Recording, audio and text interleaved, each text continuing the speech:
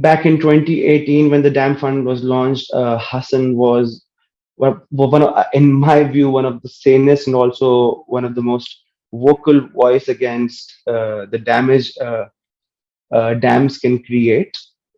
So it's really interesting that now that the proposal of small dams is being floated once again in the aftermath of these floods, maybe we can ask Hassan whether he agrees that small dams and not mega dams are the answer to mitigate climate-related damages in future, or he even disagrees with the idea of small reservoirs and small dams.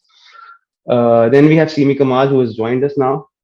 Simi is was the chairperson of Pakistan Poverty Alleviation Fund. She's also the founding chairperson of Hisar Foundation, which has recently established the Panjwani uh, Water Institute at the NED University, which is first of its kind, Pakistan's first of its kind research institute focused on water-related challenges and hopes to take forward a multidisciplinary approach. Simi is a geographer by profession or by training, to be more accurate. Uh, but her areas of interest vary as widely as poverty alleviation, women empowerment, environment, food security. So I believe we have a great panel with us today. And if all three of them are over here, we can maybe start now, or let's have at least one of our speakers. If Simi can have the mic now, we can start off with Simi.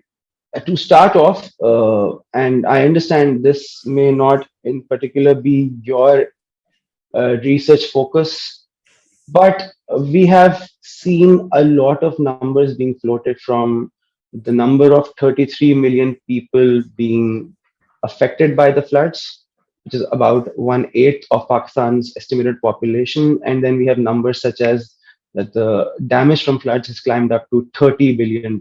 That's about 10% of Pakistan's GDP.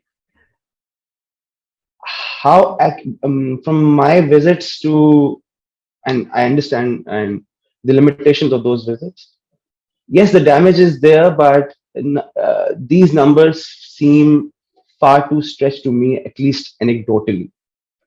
Where do you believe these numbers are coming from, and to what extent do you believe these numbers are justified? Because, for example, we see a very high estimates of livestock damage, yet at the same time, uh, what I could find is that although livestock now faces risk of disease, severe risk of disease, but any farming family I spoke to, all the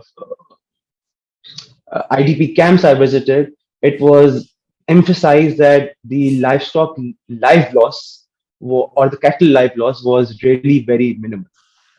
So if you could start off with the veracity of those numbers and understand where those numbers are coming from, and if you could add something on that front. First of all, let me share with all of you that since the year 2000, that makes it 22 years, Hisar Foundation and me with it, we have been involved in at least 40 campaigns to I should say, to respond to or assist in disasters, okay, which have included the 2010, 2011 floods and many other disasters that have happened.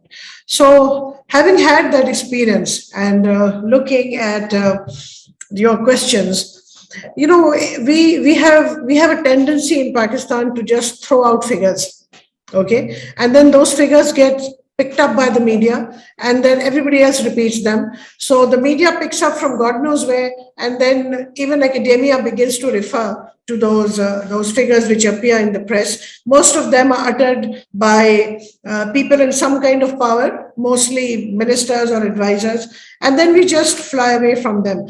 I don't recall that at such an early stage in a disaster, that we would have a handle on the reality on the ground in terms of correct facts and figures. So I would say that largely what we are seeing, I'm not aware that there is a very strong research base for that.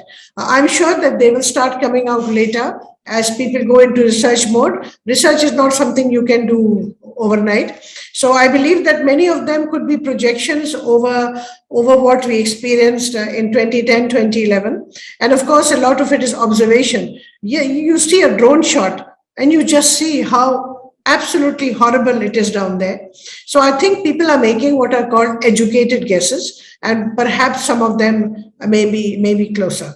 Now, in terms of livestock, please remember that our rural economy, especially households and poor households, all have livestock, and the livestock numbers may be more than the number of people in the family, maybe a lot more. So I don't want to say that those numbers are hugely exaggerated. I'm not sure that they are.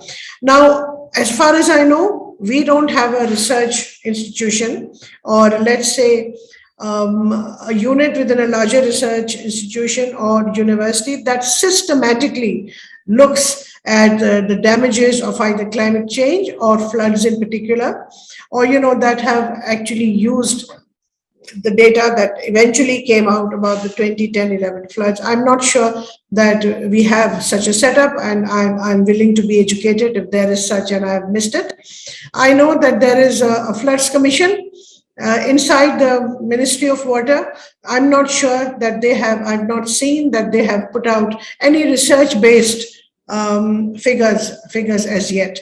So I think when we say that 1/3 of the country is underwater, I think that is what people have observed, and it may not be too exaggerated, because that's what it looks like and feels like when you see all the pictures. And the people have estimated or guesstimated or made educated guesses in terms of the acreage that has been affected, the number of people that have been affected. So I think that's where we are, but I think that's good enough for now, because we are still in damage control mode, and we are still in relief. We haven't actually systematically moved into recovery phases yet. Is it possible that the credibility of our estimates is affecting the extent of donations we are receiving? So I ran an estimate yesterday on the donations announced by multilaterals in other countries and our foreign partners, and Pakistan received no more than $600 million of commitments since the flood relief efforts started. Is it possible that the difference in what is being asked and demanded versus what might be the reality of those numbers, the credibility of those numbers? Because I'm sure the donor agencies also have access to geospatial surveys and satellite imagery. Is it possible that this may the possible exaggeration of our demand negatively or adversely affect the donations that we can collect, because we are being constantly told that the extent of damage is far greater than that of the 2010 floods? And Shasab, please feel free to jump in if you have something to add over here. All right. So yes, the satellite imageries and all the other information that we have been able to get has given us a good idea of the extent of floods, okay? But that has not told us how many people are affected, or the depth of that, or the extent of the damage that has happened. Certainly, it has told us how much area is underwater, and we have been able to compare before and after and all of that. So I'm not sure that right now the intent of making or trying to come to the right conclusions about the depth and extent of the damage being done is only or largely towards getting international aid. International organizations deal with disasters all the time across the world, and they have their own measures, and they're pretty smart about making a good estimation of what might be needed, and they have their own ways of finding out, and they're not always putting everything out in the newspapers. The point is that every time there is a disaster anywhere in the world, there is only so much preparedness you can have, and when those disasters happen, the thing is that the first response is always more chaotic, okay, then what comes a little later. So I think what should really concern us right now is that now that the event is a month or 6 weeks or 8 weeks behind us, what are we doing about it now? What is it that we have collected now that is better than the information we had 2 months ago? And that based on that, what is Pakistan's official, proper, researched stance? Because right now, what we see is just utterances of ministers in the newspapers with perhaps not so much research behind that. What I'm saying is that perhaps that research could not have been available. Maybe 4 weeks down the line, it is better available now, and it could be even better another month down the line. So I'm sure that there are people working on that. Let me just add, as other you said, a couple of things on this. First and foremost is of my experience with the development agencies. I think in the past, I know one of them remarking and saying, downplaying whatever the estimates were coming in, not particularly to this loss, but something else that had happened in the past, and they had said in confidence that the kind of numbers that are flipping in for some other things is pretty exaggerated. So I have a feeling what you said, there is some truth to it. Secondly, as to crop losses are concerned, I think there are a couple of things to it. One is what has happened on the field. I don't think that those numbers are really off as we speak. I think as we speak also that these losses are continuing. What is not being also taken into account, which requires perhaps a deeper understanding of things, and there is a weakness in our own system to get these things around transparently. Yeah, so my mics are actually in my ears, so I can't be closer to them. Or I'll change perhaps the system to have the voice if it continues. It's So better in now, a sense please. that yeah. So just taking your 30 seconds more. I think one is the crop losses. The other figures that are coming in. Obviously, there would always be doubts on that because those are to come from the field. For example, what kind of losses has been on small storages that people have on the farm? What kind of losses are on the wheat seed that people keep has been inundated? What kind of livestock loss, which cannot be really verified and seen through the satellite imagery, and the current disease and lack of fodder is causing disease and livestock, which is every small and medium-sized farmer having certain animals with them. So all these kinds of losses will continue to shade to create the scale of the losses and the numbers that we're talking about. Just taking from the last question, we understand that Pakistan is in dire need for financial assistance, especially for the reconstruction stage, as many people have lost their houses. But one thing I noticed is that while funding is our demand for financial assistance is our top priority right now, there is no explanation how the funding can really help with draining of water.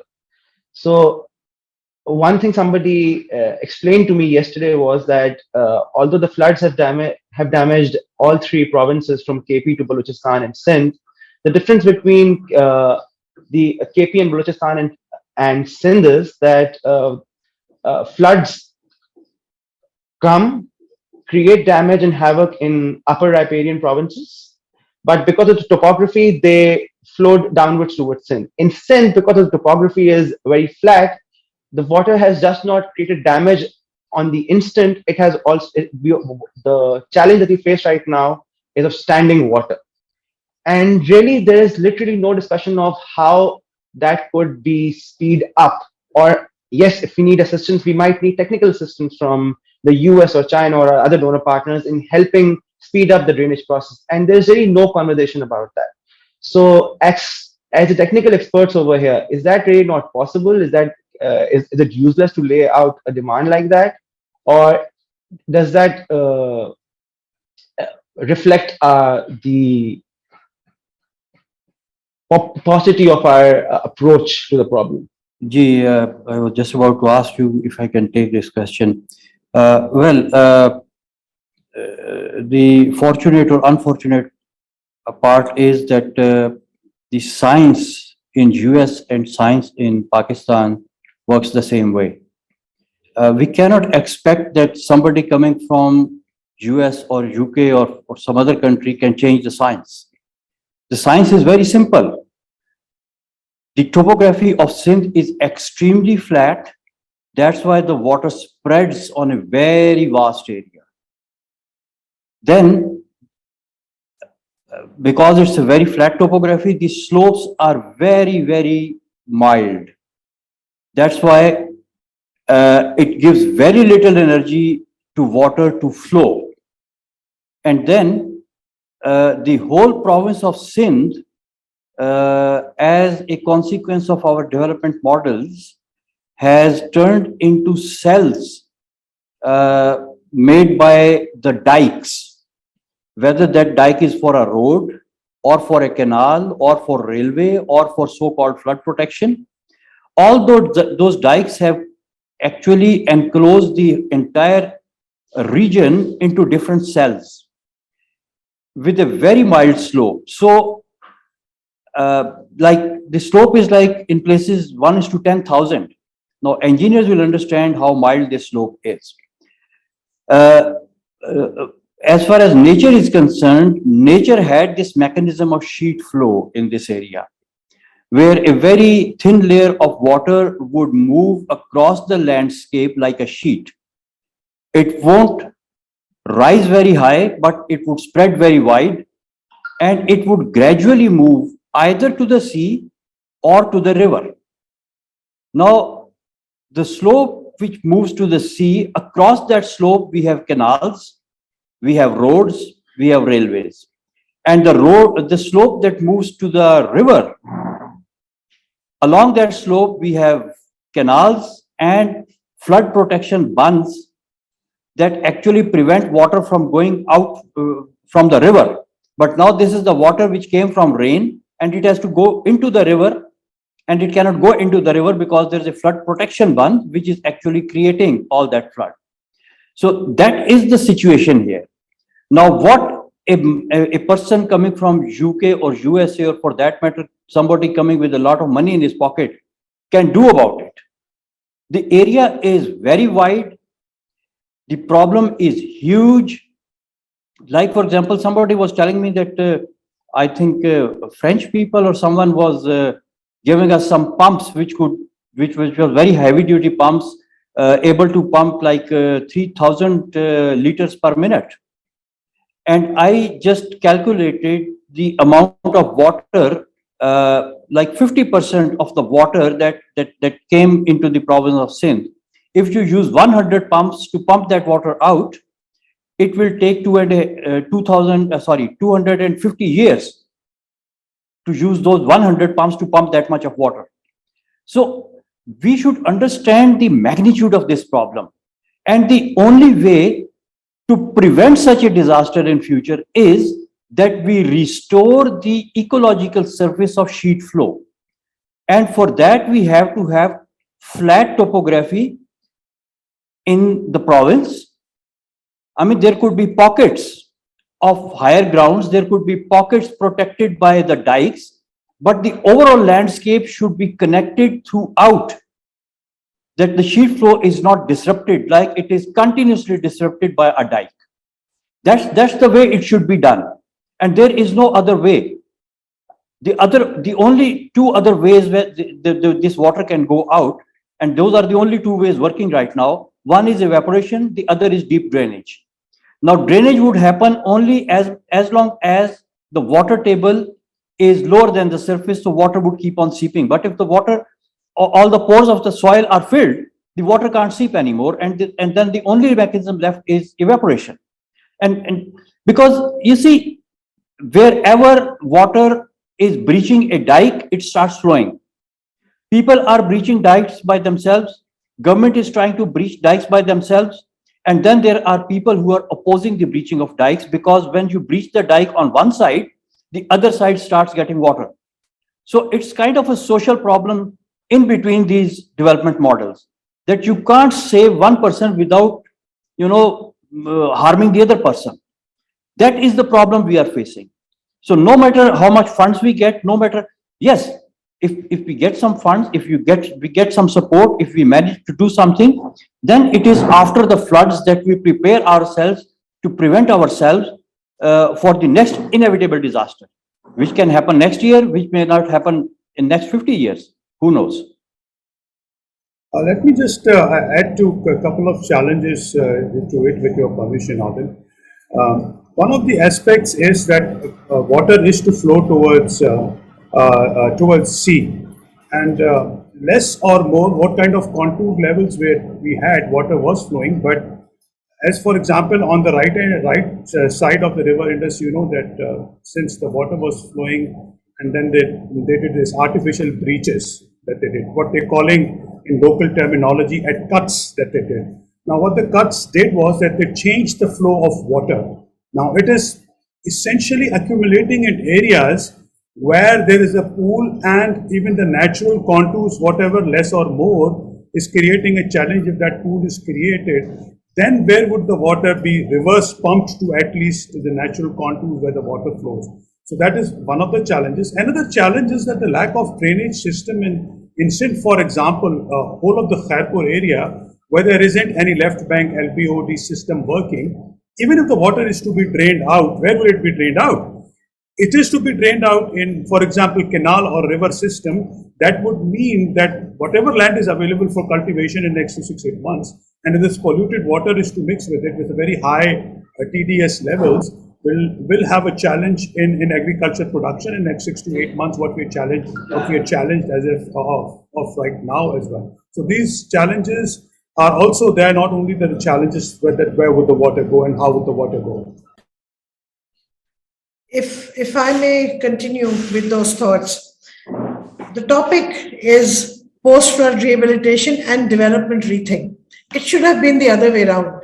Unless we do the development rethink, what Hassan is saying ain't gonna happen, because people out there who are making decisions and who are working on how Pakistan should be, if they do not believe in rebuilding the ecology of Pakistan, okay, and I'm using ecology in a very loose way, I should say the ecology and the hydrology and the geography of Pakistan. If we keep on disturbing it the way that we are doing, we are going to continue to have these kinds of disasters. The reason why we are noticing them now is because they are happening so rapidly because of climate change. And climate change is not going to stop in the foreseeable future. Okay, I don't think that human beings are going to make the sacrifices that are necessary, especially those in the global north, to stop this process, even where it is. So deterioration is, so we must understand that there are things that we can't do anymore because the time is gone, but there are some things that we can do. And part of that is trying to see if we can rehabilitate, in part or to whatever extent, the natural flows. And the natural flows in Sindh, which is flows to the sea, used to be modulated by the Indus Delta. Okay, and we have destroyed the Indus Delta completely. We can still revive some of it. Okay, and for that we need natural flows in the river Indus at all times. Okay, not just when there are floods, but even when there are no floods, we need to have that quantum of water flowing down the Indus. Right now, what we have is a huge drainage challenge, whether it is in the rural areas or in the urban areas. Karachi is completely clogged as well. Right now, the water table is sitting on the surface everywhere. And it's not going anywhere because we have blocked the drainage. The same thing elsewhere. And because the gradient is so little, I do not see the waters receding very fast in those areas where we have a very big problem in Khairpur, Nathan Shah, in the Johi area, in Dadu, in parts of Khairpur, elsewhere. It's not going to go away very quickly. So now that development rethink, who is to lead that development rethink? Because when we talk about development, we use the Western model, which has been imposed upon us, where it's all about brick and mortar. And, we have bought into it so deeply that if we suggest ecological solutions right now, nobody takes them seriously, because they only want big, huge projects in which there are huge cuts. And and then when people talk about corruption, I always say, corruption is two-sided. So if Pakistanis are on the take, there are all those people sitting in the global north that are giving the bribes. So it's a two-way problem, and how we solve that. So together, this whole obsession with development for our part of the world means that there is no space to think about the kind of things that Hassan and Mahmood and I and many other people we talk about, because it would involve changing our lifestyle. I also understand that we don't want to follow the neoliberal thinking that puts all the focus on individual action and doesn't put the blame where it is required. So yes, those global changes would have to happen. And if they don't happen, we will continue to be on the receiving end of these kinds of problems. But nonetheless, there are some things that we as a nation can do. And the first thing is that we must have our own development rethink. What is our next 5-year plan going to be about? And it should be focused on fixing our, we have what we have often said, a water economy. Maybe the term economy needs to change altogether, because the economics right now, the economics paradigm is not helping us. So we need to have a new paradigm, not even of development. I don't know what that word is going to be, but basically to rethink the way we are going to live in the next 100 years and the next 200 years. Thank you. So the question that comes to my mind is that when we say that we need a change of lifestyle, it's not just a lifestyle. You see, when Hassan talks about restoring natural ecological flows, we're probably talking about land size over 1 to 2 million hectares spread all over Sindh. And I'm not just talking about Kacha area. So for example, during my visits over the last month, I'm not a scientist, so I cannot reconfirm these anecdotes, obviously. But it's not just that the post-partition construction by Pakistanis or the locals is damaging to the natural flows. It's not just the Indus Highway which is blocking the natural flows, for example. So we saw on various occasions that the railway tracks laid by the British basically divided the natural flow on several places in Sevan and Khairpur and even Sakkar, which effectively ensured that the water remained standing. And when we went back yesterday for a couple of days, we saw that the water is still there in those areas 1 month later, and the only way we right now have is of evaporation. So, and as is reported in the media also, the entirety of goats in Sindh are flooded and there's standing water knee deep in some areas. The question to me, in my mind, really is that it's not just lifestyle, it's not just rehabilitating villages that or people who earlier lived in Kacha areas. It's also probably Pakka areas that we're talking about that were probably either built wrong or due to the frequency or the quantum of the quantum rise in ecological flows due to climate change and the increase in glacial melt. Is it possible that we may have to not just displace but rethink entirety of Sindh's agriculture? Anyone can take that question, please. May I? Please go ahead. Yeah, I think this is a very good point. Dr. Simi Saiba has talked about economy. She's an economist and she's talked about economy. And one of the most important things is that whatever you are thinking or rethinking of development models, unless a new development model is not fitted with an economic engine in front of it, it's not going to go very far. We have to have an economic engine driving the change. because it is not just out of goodwill we should be restoring the ecology. So somebody has to be making money when the ecology is being restored, and somebody makes more money when the ecology is restored. And that somebody is not an individual, is not an organization, but the best case scenario is that somebody making the money is the entire community. So we have to think simultaneously and spontaneously about both things, that we want to restore this thing, but how we are going to actually make it economically sustainable. Because, for example, when you are, we made two very similar decisions back in 1850 and then in 1952, 100 years apart. One was made by the British, one was made by the Pakistanis. The British, they decided to turn this Shah Nahar, which was built by Shah Jahan in 1638 or something, into an irrigation canal on the model of Ganga River. There were irrigation canals on Ganga River. There was no irrigation canal that the kind of we have now on the Indus. So this was the first project for Indus. So what British engineers told, that if we do this kind of project on this vast a scale, it will create water logging and salinity in the irrigated areas that we are going to develop. This was highlighted back in 1850s. But the decision makers, they were in hurry. They said, okay, if water logging salinity type of problems come after 20 years or 30 years, we need to still build this system without any provision for catering for water logging and salinity, because we have to rehabilitate the Sikh armies which were disbanded. And that was the decision makers' priority at that time.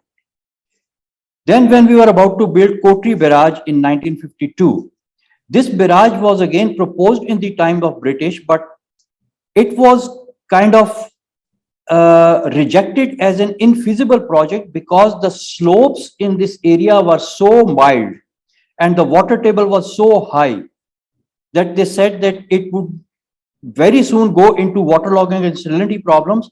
And because the slopes are so mild, there would be problems of letting the water flow, not just in the canals, but on the land as well. But then again, the priority of the decision makers was that there were a lot of refugees who had come from India, and there was a need to rehabilitate those people. So this barrage was authorized, and this was the first barrage that we built. Despite being declared as infeasible because of slopes, we still built it because the immediate need was that refugees should be resettled. So if those short-term goals are kept in view, then the long-term goals are ignored.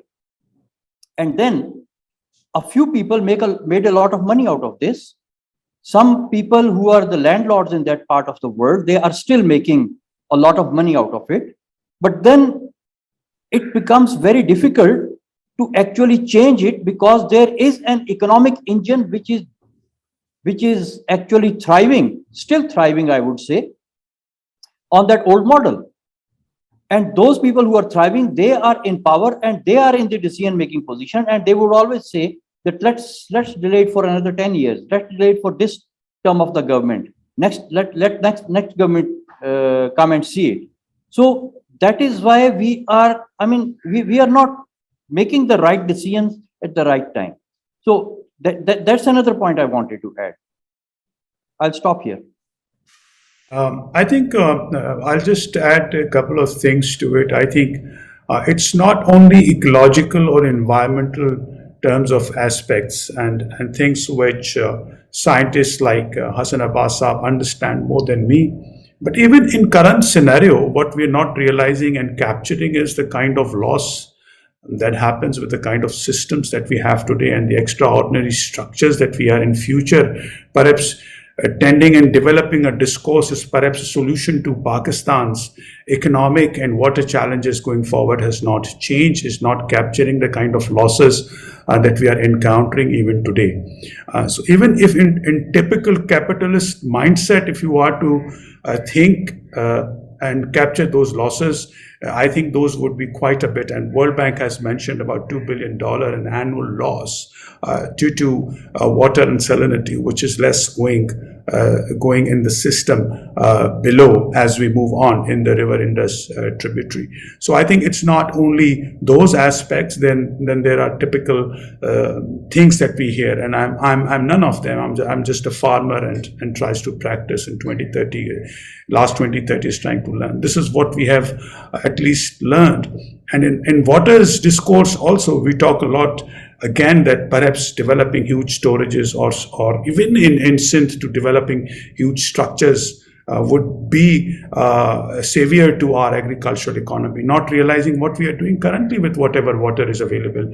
Are we efficient enough to be producing per cubic meter the grains that we produce? Are we competitive to even India? Let's not talk of China and the US.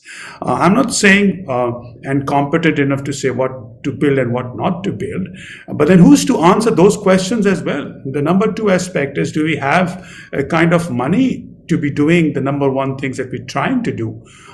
Is number two things that is to create efficiency on the farm and productivity and better quality and yields of agriculture. Is there anything else existing in this world, or there is just one thing that we keep on repeating by the bold and the beautiful people in Pakistan that they keep on talking about?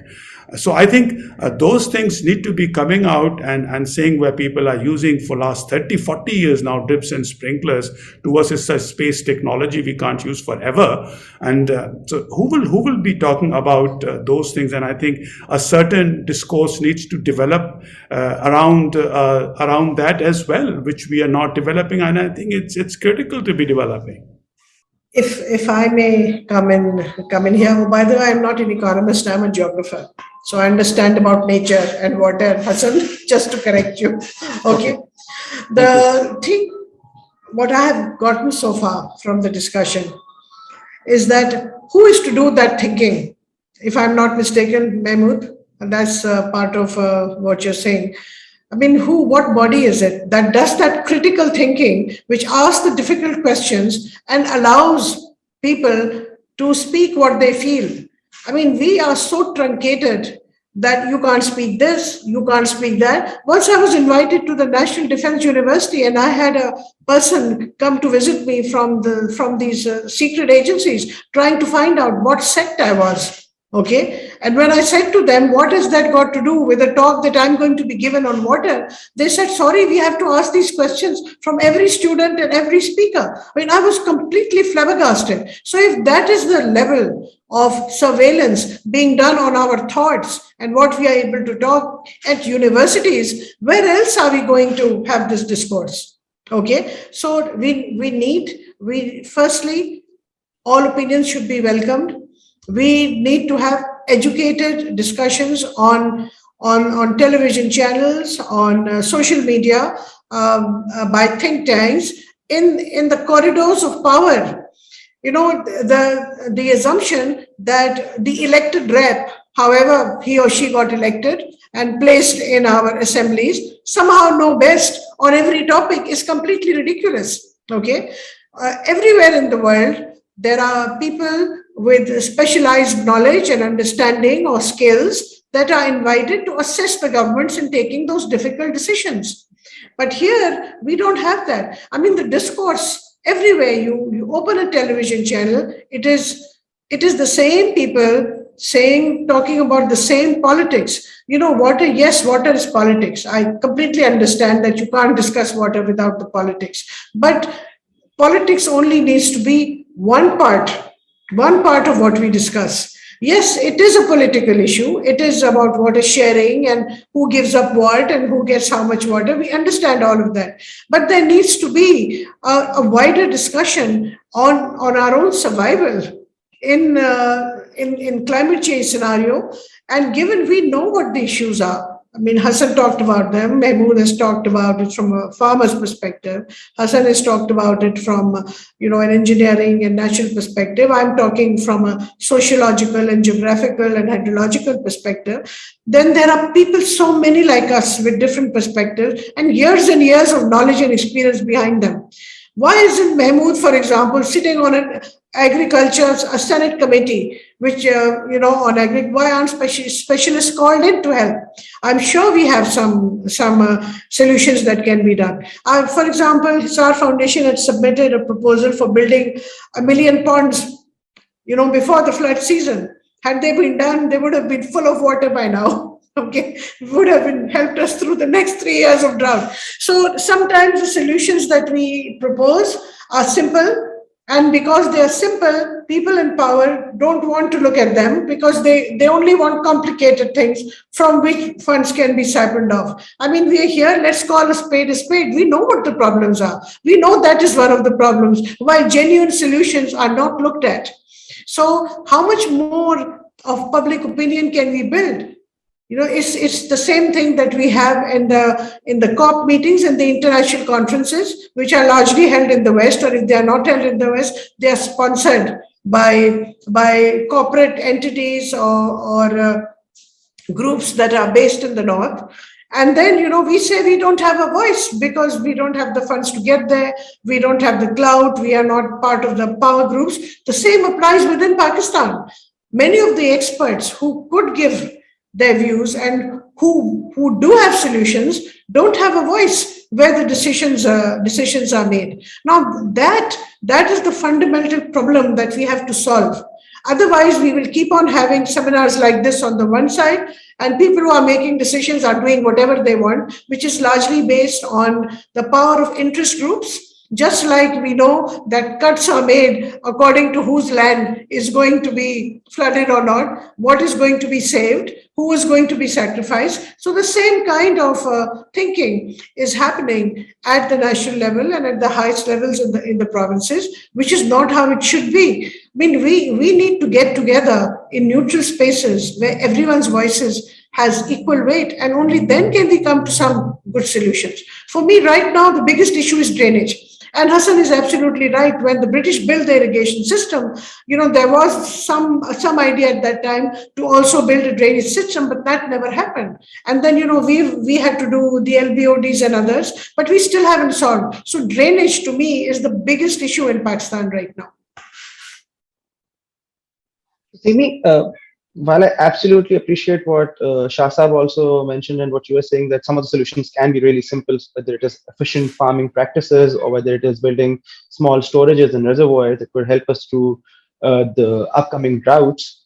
But some of the challenges are really, really existential as well, and I would really like to emphasize on the extent of displacement that we are talking about, not just temporary displacement, but if the goats and the population clusters are just built wrong, if the goats are built in the way of natural flows, what is the extent of permanent displacement are we talking about? How do we actually go about it? And to that, I would also like to bring the conversation towards the attitudes, because as I've been trying to point out and hammer the point in, as many people and as many villages I've visited, everybody says all of cotton is washed away, all of rice is washed away. You ask them, what are you going to plant the next season? They say, the moment we go back, we'll love to plant cotton again, we'll love to plant rice again. So these are, I'm not facing these floods. I live in Karachi or Islamabad. You are probably not also facing the flood in person.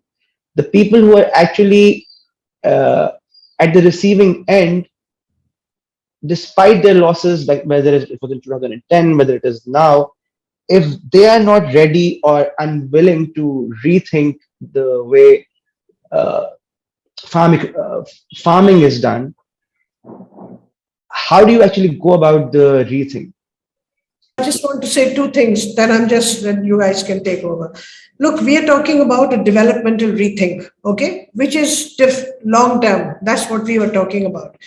Now, about rehabilitating people who have been affected right now, we can't tell them to wait for a paradigm shift. We have to help them right now. Okay, so there has to be right now help, in which we cannot say that the whole trajectory of how we are going to move to more ecological living is going to be happening now. It's not. We have to do it parallel. We have to help people right now, and we have to do this long term thinking. So there are all kinds of models available in the world of how you take care of situation like this. Do we let them go home however they are and let them plant again, or are we talking about helping them build homes on grounds that are higher right now? I mean, we can't change the railway lines and the roads right now, but wherever there is higher, safer ground, that is where we take them now. But in the meantime, we prepare. We knew in 2010 what was happening. We didn't prepare for where people would go when there was another flood. Why were we not prepared? We should have been able to move them very, very quickly to university ground. Universities have huge ground. The cantonments could have been opened. They have huge safe grounds.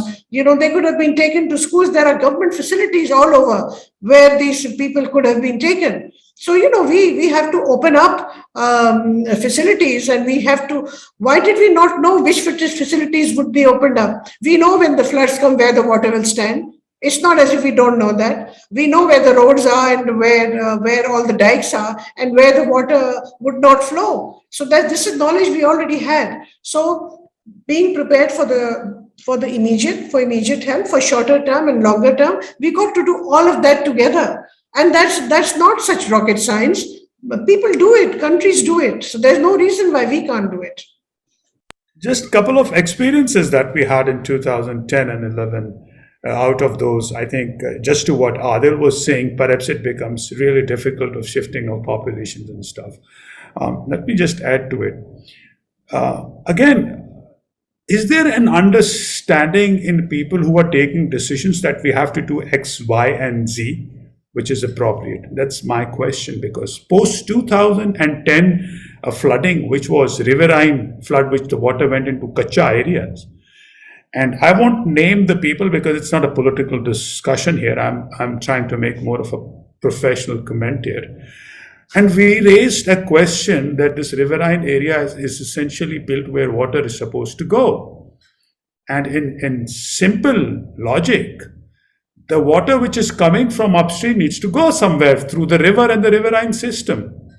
So, for example, that the bridges are built, and if the Kacha area is occupied with very pakka structures, and the agriculture is like, maybe I'm also to blame if I have an area in the Kacha area and I've built very strong pakka structures which is diverting water. And essentially we raised this question to the authorities, and the kind of response that we heard was not that what you said is more logical to say, whether it's people or dependent. The answer that we got, so what are you proposing, that we move all the people from the Kacha area and the structures?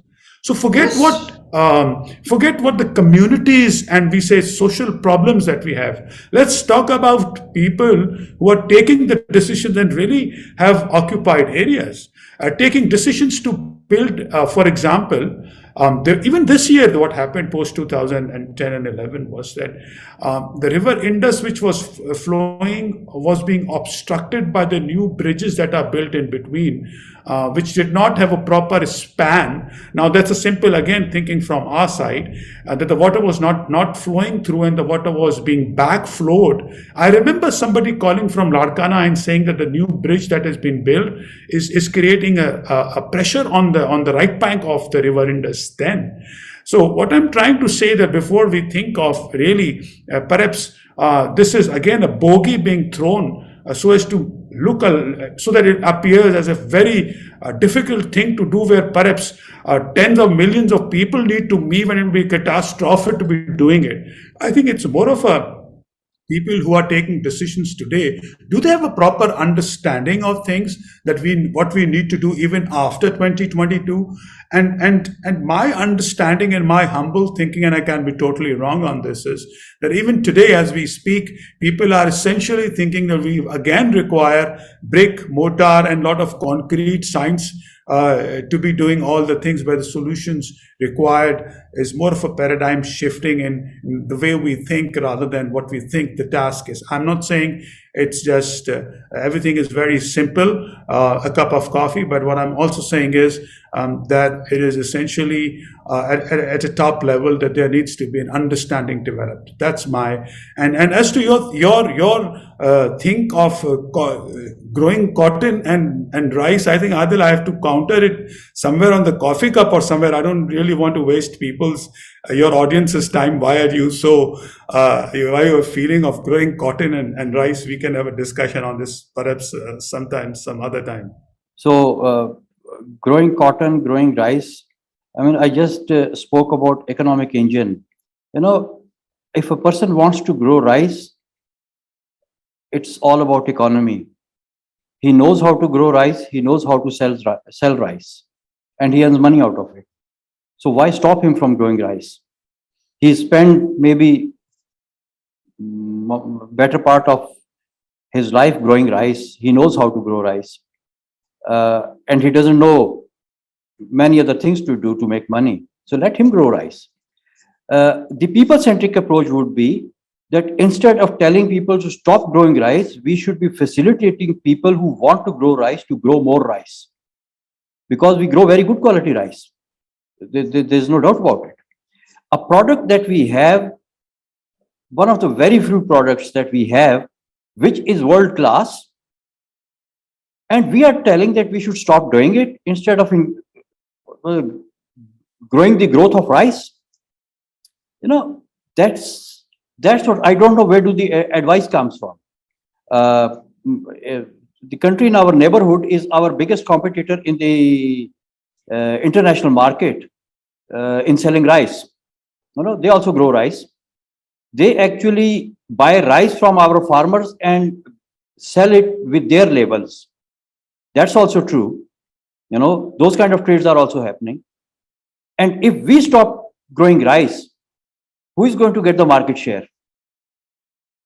So, and we think we don't have enough water to grow rice. No, Mahmood Sahab was talking about those efficient systems. You know, not every crop can be drip irrigated. Not every crop could be sprinkler irrigated. And there are crops which have to be inundated. So, different strokes for different folks. We do different things. We have to think smartly, and we have to be people-centric. We have to support those farmers who want to grow rice or sugarcane, high delta crops. And we have to devise mechanisms where efficient irrigation could be taken to those areas where other things can grow other than rice. And with efficient irrigation, more crop per drop, more per acre yields, those people also make money. And I'm not talking about a few solutions that can be debated, but I mean, we have to start from somewhere. This thing that Ma'am Simi was saying, why can't a school open for the affected people? Why can't a parade ground or a sports ground open? I mean, this is something which I experienced in other parts of the world. Like, for example, in Australia, they use a term donut dike. We have all seen a donut. It's a rounded thing like a tube of a tire. What they call as a donut dike is that if it's a community, it lives in a low-lying area which could be often flooded. Instead of moving the community or kicking out the community or telling the community to leave this place, you built a donut dike. If the water comes, it would be all around them, but not on them. So just build a donut dike. That's cheaper, and few people who want to, do all those earthworks, they would be happier too. That okay, we are still building dikes, but those dikes are different. They are round. Similarly, after these floods recede, what we should have done in 2010, because the situation was the same, stagnant water remained here for months. What we should have done, that we should have, if we can't do anything, we should just build high grounds. वो जिसको चबूतरा नहीं कहते, we should build those high grounds with mud and clay, because like we built this canal dike, it is just a high ground and it's linear. Let's build high grounds on some land which is not being used, some useless land, some saline land, which is not under use. Just build a high ground, plant trees on it. And when calamity comes, when the water moves in, people go up. They can just establish camps over there. And then there are community buildings like schools, like universities, like other sports arenas and stuff. If they are already in low-lying areas, just protect them with donut dikes.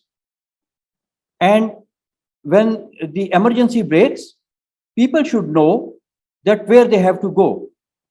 I mean, in Australia, I mean, it's an advanced country, but it's not impossible to do it here as well. A person who lives in a certain place knows, in case of emergency, where the person has to take his or her family and what are the other pros and cons of that. For example, if you live in house number 1 of street number 2, you will be going to school number 4, room number 5 with your family. That is the kind of planning which is done in piecemeal. And when there is emergency, they would say it's emergency level 1. That means you have to leave your house and go to that place. So these are some simple things that we can do without having to wait for some kind of benevolent funding from somewhere, or some kind of very intricate scientific solutions, or breaking all the dikes of roads and railways and putting all the canals out of action. Before doing that, we can start doing these small little things.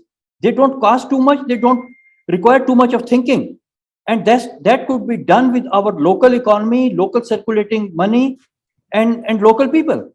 So we have ways to go. We can start right now without waiting for anything. Yes. But I'll just add one thing, if you would. I know, just related to crops, where the discussion is going right now. I'll just take a 45 seconds. It's very interesting in Pakistan, and then everybody is like running after the same sugarcane sticks and talking about sugarcane as if something evil is happening to this country. And of course, it takes water over the period of time, not realizing that in last 5 to 7 years, it is the rice area which has increased by 5 to 700,000 hectares, and it's not the sugarcane area that has actually increased over the period of time. So here, crop balancing is something which needs to be pushed through certain policy measures. Absolutely agreed.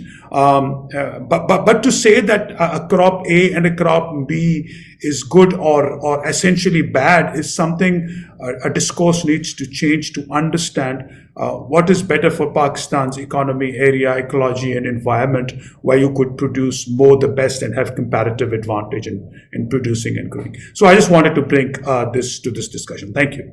So my question really isn't around the crop zoning or the crop choices or crop preferences of farmers, so much as it is about and definitely not about the water footprint of any of these crops. It is more about the resilience of our traditional crops, because if the central premise of climate change in Pakistan is that the glacial melt will increase the frequency of such flooding, and these crops, especially cotton in particular, are extremely prone to damage. So for example, you mentioned sugarcane. Sugarcane, at least we are told, is a relatively more resilient crop. It survives flooding to some extent, even though there are yield losses. But let's not go into the technical bits of it. So far as cotton is concerned, wherever you go, the one line that you hear is all of the crop is lost. And my question really is, on one hand, this person who has to go back to this flood-prone land next season and seems to believe that he has lost all of the crop, whatever, all of his financial investment and capital investment, and at the same time is insistent that is willing to grow and plant the same flood-prone crop, damage-prone crop, disaster-prone crop, season after season. Is that a problem of literacy? Is that a problem of awareness? Absolutely, we need to take people-centric approach, and there must never really be any force in what kind of crops should be planted in whichever area. I'm absolutely with Hassan Saab on that. But does it reflect a structural problem? Are we not, or is planting these crops in the flood-prone regions not a problem per se? And at least any one of you can take that question. We're talking about post-flood rehabilitation. Okay, so I think that we need to have an entirely different discussion on the kind of cropping pattern that we need to have. But one thing is certain: if this is a flood-prone area, there is no harm in having the kind of crops that can be grown in flood situations. Okay, so there was a reason why throughout centuries in this region we have grown crops like rice. Okay, so this so there is some intuitive understanding about how that could be.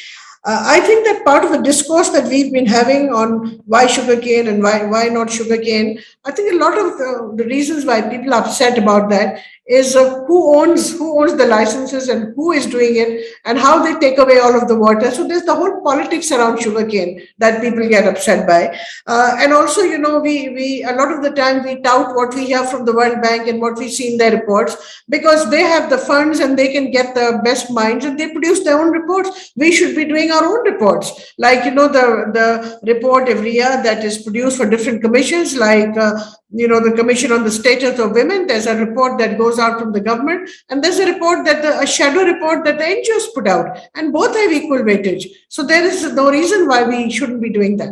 But coming back to post-flood rehabilitation and taking up from what Hassan was saying, when you have a functional local government, then a lot of these things can be done. We have these civil defense organizations still there all over the place. And from what I understand, in some of the areas where some local people did band together to help each other out, a lot of them, used the kind of learning that they had from there.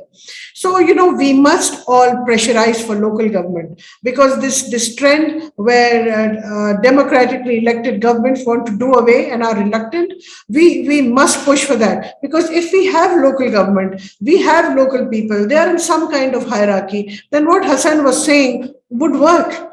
So part of preparedness is for everyone to know, as he said, where they have to go. Like in the old days, when the alarm went off at wartime, we were little children. We knew exactly what to do and where we were going to go for air raid shelters. Everyone knew it. And it's not that difficult. So that's the first thing we should focus on, because these floods are going to keep on coming. So that's one thing.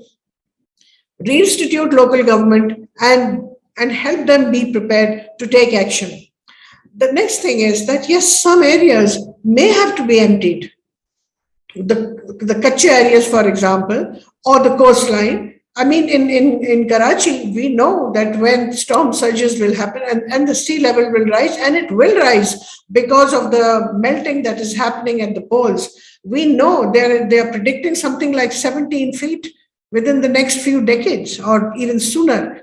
So we will have to move populations out. And, it is better to do it in a planned manner than to do it chaotically when the problem is upon us. So knowing that there will be sea level rise, knowing that the floods will continue, there are certain areas which should be separated and populations move from there and settled elsewhere. So these are some of the difficult decisions that I think that we would have to take. Now, in terms of what we do now, given that we have these populations, the water is not going down, the evaporation is not happening, and we know from 2010, 2011, stagnant water will be there, not months, maybe a year or two. Okay, and in some areas it may, and that brings all its problems with that. What do we do now? People want to go back where they came from. Many of them don't have written land titles. They are just sitting in places, where they have been allowed to, by people who are actually the landowners. Some of them have small lands that they may own. They want to go back. Now, going back there, we can't prevent them because we don't have any other option. So when they go back there, what are some of the things that we can do? How do they rebuild? Do we bring more concrete in, given that all the builders have a lot of concessions right now, or do we go for the kind of structures that can be built with local materials, which are attuned to the environment, and that may stand the next floods, or if they get broken down in the next floods, they can be made again. And what Hassan said about just using all the mitti and the clay and the silt that has been brought down by the floods, use them to make some of the areas a little higher. And the little higher could just be a few feet. It doesn't have to be like 5 stories high. So make जिसे कहते हैं ना, वो टेकरियां बना दे, छोटी छोटी टेकरियां बना दे, और जिसके ऊपर ये स्ट्रक्चर्स बन सकते हैं. Just today my friend Afia shared with me some structures that have been developed by Indus Earth, and the architect Shahid Khan, who you all know, he's a friend of mine as well. So he's come up, other people have come up with the kinds of housing we need to do now, so that next time when this happens, there is less damage. So there are some ways forward right now to help people rehabilitate in the next few months. To what you was saying regarding cotton, Adir, it's not only this year, but for last, after 2015 and 16, when the seed which we had of cotton was losing figure, there was a writing on the wall that the cotton will be a challenge production-wise. It's not only flooding and that causes the damage. It's also if it rains in a certain particular time, then in the Kharif, whatever other major crops that we have, cotton suffers the most. Even it's more susceptible to pests, it's more susceptible to diseases, temperatures than the other competitive Kharif crops. So in a sense, it's not that growers are not changing. I think, let me give you a couple of examples on that. When there was a sudden production decline in Punjab, a lot of area went to maize and paddy in the past. In Sindh, I'll give you example, in 2020, there were major crop losses because there was a rain in August and September when the crop was ready. So people started sowing into 2021 1 month earlier so as to have a bit of production. And what we saw in 2021 was additional cotton production that came in. Most of it came out of Sindh. And from where did it come? It came out of, because it was an earlier sowing that had happened, and of course the rainfall was also normal. So that's how it did. So over the period of time, at the end of the day, not for the greater good, but for obviously commercial interests, we are trying to maximize whatever we could produce, and it's not an emotional attachment to cotton that we continue to do, but it's sometimes commercial decisions which need to be taken. But what we also have to understand on certain limitations of certain areas where you cannot produce other than cotton. Maybe somebody sitting while in Karachi and Islamabad would say, why the hell is producing cotton when you could just go and start growing US dollars? That is even better to produce. Why you produce cotton? I wish one could do and take decisions so quickly and swiftly on these things. So in a sense, that farmer is obviously changing. Farmer is looking for options. Of course, it is being complicated with very lack of R&D, looking for new crops, other crops in areas and stuff is complicating issues. But as long as farmer is concerned, they're always looking at the change quite swiftly, and you don't have to look back to 50 years to find out. In last 5 years there could be number of examples where you would see that the farmer changes quite quickly for his own interests only. Yeah, I think what they call it, laissez-faire. Let the market decide it, because quoting Adam Smith, who said that it is not the benevolence of the butcher, the baker, or the brewer that you get your food on the table. They are all working in their own personal interests. So we can have that kind of control only that much, and let the markets decide it. What we need to do is we should empower our farmer to be able to search for the markets, produce something, and then sell it and get benefited. And market would, I mean, if everybody is growing cotton, the price of cotton will go down. That's how the markets work. If nobody is growing cotton, one person grows cotton, he would earn a lot of money. So what I have seen in the farming communities is that this guy from Sialkot, he was sowing wheat at the same time when everybody was sowing potatoes. And one of the farmers, he came to me, he said that this guy is very crook. I said, why? He said he's growing wheat. And I said, if he's growing wheat, why he's crook? What? He said last time we were all growing wheat and he was growing potatoes and he made more money. This time we are all growing potatoes and he's sowing wheat. So, I mean, it's basically the farmer is not working in the interest of anyone but his own family. He has to look after his own personal interest, which comes from earning some money, and whatever earns him money, he would do that. So we have to actually think in a very people-centric way.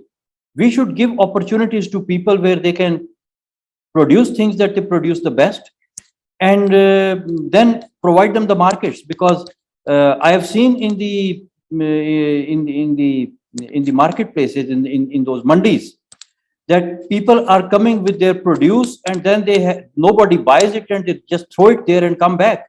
I mean, this is the plight of our farmer. It is so unfortunate that if, for example, there's this guy who drives a Suzuki Carry, farmer asked to rent his vehicle, and that person would say, "जी petrol महंगा हो गया इसलिए मैं इतने से इतना किराया लूंगा." ठीक है? Then next time he would say, "ji there was a mob on the road and there was a delay, so I will take more money from you." So he is deciding the price of his product or service because of the circumstances he's facing. But what about farmer? Farmer never decides for the crop he produces. Somebody else is sitting there to decide. If there was a drought, if there was a hailstorm or anything, or if the price hike happens in some of the inputs like fertilizer or seeds, nobody would actually allow farmer to decide how much should be the price. The government is setting price for wheat. The government is setting price for cotton. Why? Farmer should be given more open markets, and that thing should come in. Now, I think this very good model we have learned from this kind of businesses like Uber and Cream, where the seller and the service provider, sorry, the customer and the service provider, they were directly connected, and the middleman went away. So that is the kind of I think mobile apps and stuff that should now be coming, and sooner or later they will come, where the farmer would not be taking his produce to that open market, but straight away selling to the person who is the direct customer. So those are the kind of things they would evolve with the market. Right now, what we need to do is we need to give farmer the surety of water, which is most important. Give farmer the inputs that are very important, and give farmer a democratic market where he can make his own decisions. That is how our farming community will benefit. So I can say only that much on this topic, because that's not my forte anyway. Yeah. I would just like to put one last question to the panelists before we open the floor for questions from the audience. And that is around the attitudes and maybe awareness about the scale and frequency of such climate events that we may witness in future. So in many of the discussions that I had on ground, I heard one common refrain is that such super floods either occur at a 10-year frequency or at a 34-year frequency. So now, despite the fact that it's them, not us, who are displaced and having to bear the brunt of this disaster that has been created by all of us, especially and the global north, yes. Do you agree that that attitudes and about climate change and the glacial melt and the increasing frequency of such events has some role to play in exacerbation of the fallout from and the damage. My question is not about the global north; it's about the attitudes among the affectees, where they believe that super floods occur at a 10-year frequency और at 34-year frequency. ये मुझे सिंध में सुनने को मिला कि तो super floods 34 years के बाद आते हैं. So despite the fact that these events, at least as we understand in the technical communities, that are going to increase due to the increased glacial melt in the third pole, these attitudes still do not seem to be changing. And I'm speaking about from my visits of the flood of the IDP camps. So, do you believe those attitudes also need to change, or may have some role to play in exacerbating the fallout, because we are just not willing to adapt because we believe this is a once in a decade or a once in a generation event? Look, the adaptation would not come from just telling people to get adapted and they will adapt. Exactly. I always maintain that in order to shift from one system to another, there has to be an economic engine pulling it. You can't just push people. You have to create a magnet where people are not pushed but pulled, an attraction. If you start creating some kind of economic engine somewhere different, and those economic engines are benefiting the people more than what they were doing before, they would simply be shifted there, because it's all about people looking after themselves in terms of better economy and better livelihood.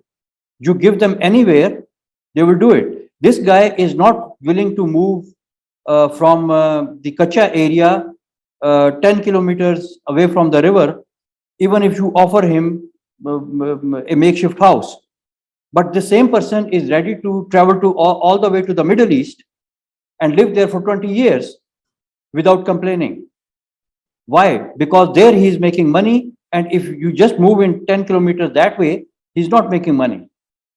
So we have to, there has to be some rationale that should actually move people. Now, how in other parts of the world they do it? They just create some kind of an economic engine. Like, for example, there was a council in Australia where more people were living in that council boundary who were working outside that council boundary. And that was putting a lot of pressure on the transportation system, because every morning too many people would be leaving that suburb and going to other suburbs. Now, there's one thing that you tell people that if that commute less, but then why would not they commute more? Because they have to do their job.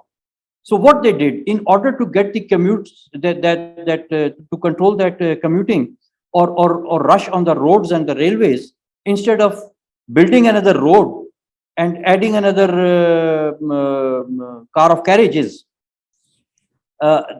what they did was they created an industrial park within their own boundaries. And they said that people who are local from this council, they would be preferred for a job.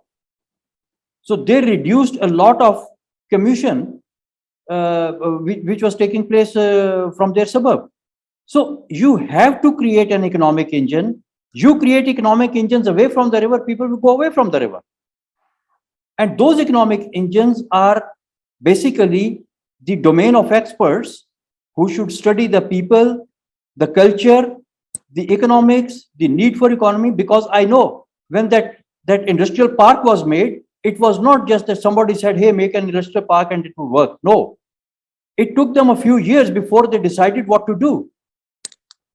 Somebody said that there should be an industrial park or a distribution area, and the suburb was kind of between two major metropolitan cities.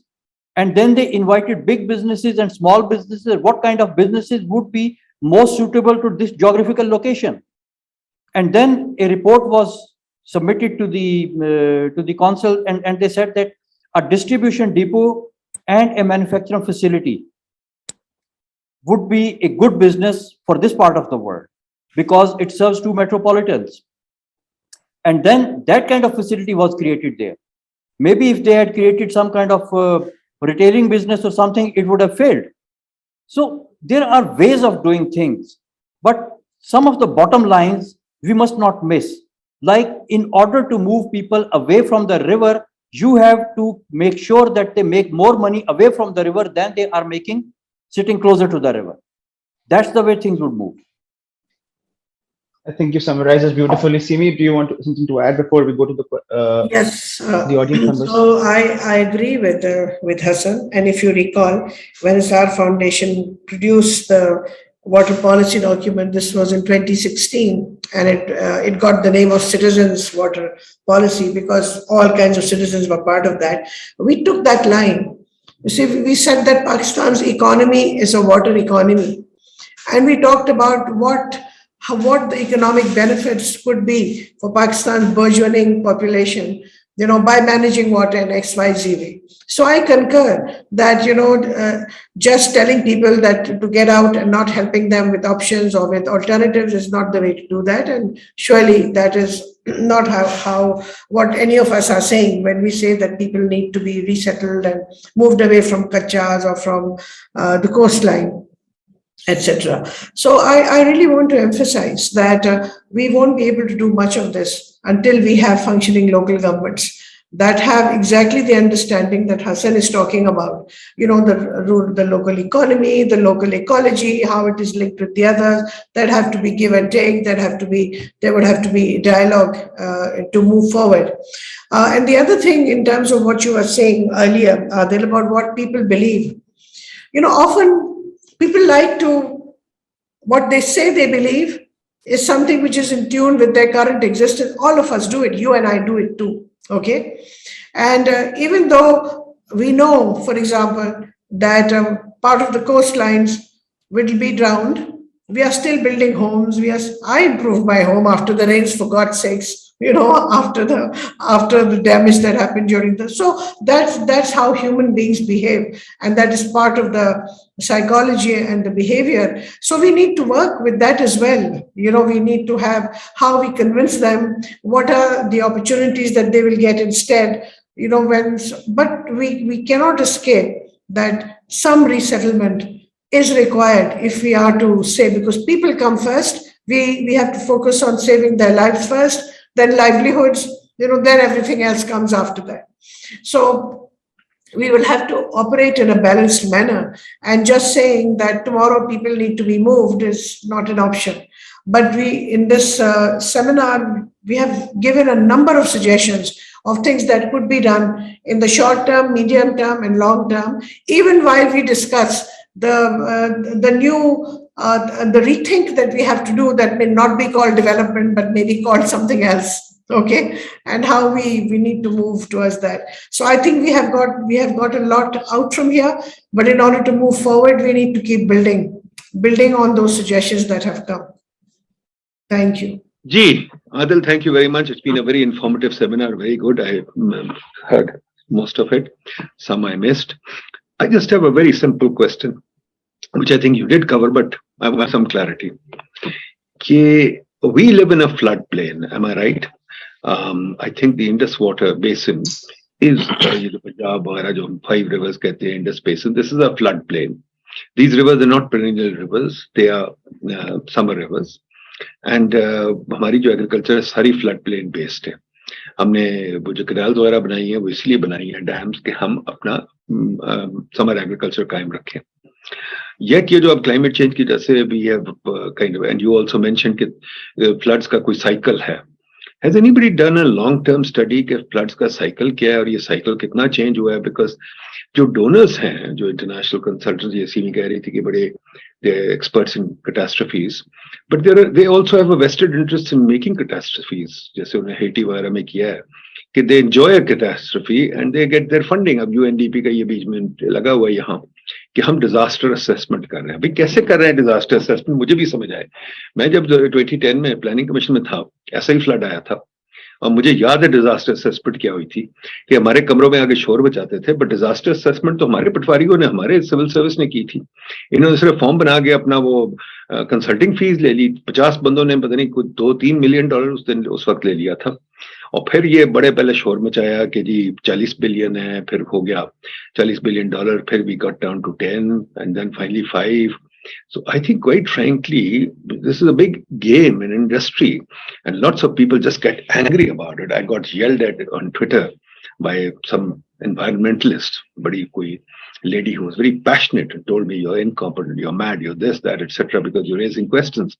I thought raising questions is a good idea. Secondly, there's a Baba who gave a talk, there's Twitter video. کہتے ہیں تو ہر سال آتا ہے یار, اس کو کیوں آپ تنگ کر رہے ہو, چھوڑو اس کو. تو the question is کہ کتنا ہم اوور ریئیکٹ کر رہے ہیں اور کتنا جنمانہ فلڈ ہے. اور فلڈ بلکہ I would add to this کہ جب میں بچہ تھا تو میرا گھر جو اب لاہور میں بڑا سیف سب کچھ ہے, میرے گھر کے اندر فلڈ آیا تھا. I remember that distinctly because Lahore جو ہے we were in the outskirts اور لاہور اتنا وہ نہیں تھا پروٹیکٹڈ, اب تو پروٹیکٹ ہو گیا. تو میرے گھر کے اندر فلڈ آیا تھا. Still remember water in our drawing room. So the issue is کہ یہ can we put some context on it?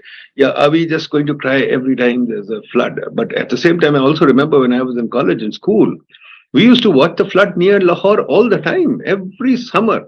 ہم تو جا کے فلڈ کے ساتھ پکنک کیا کرتے تھے اور کھیلا کرتے تھے کہ جی پانی آ گیا. یہ the whole of یہ جو بحریہ ٹاؤن بن گیا, اب یہ جو بن گیا ہے کافی سارا area, that was flooded all the time. Kot Lakhpat was flooded, جہاں ہائی وے ہے that was always flooded, every year it was flooded.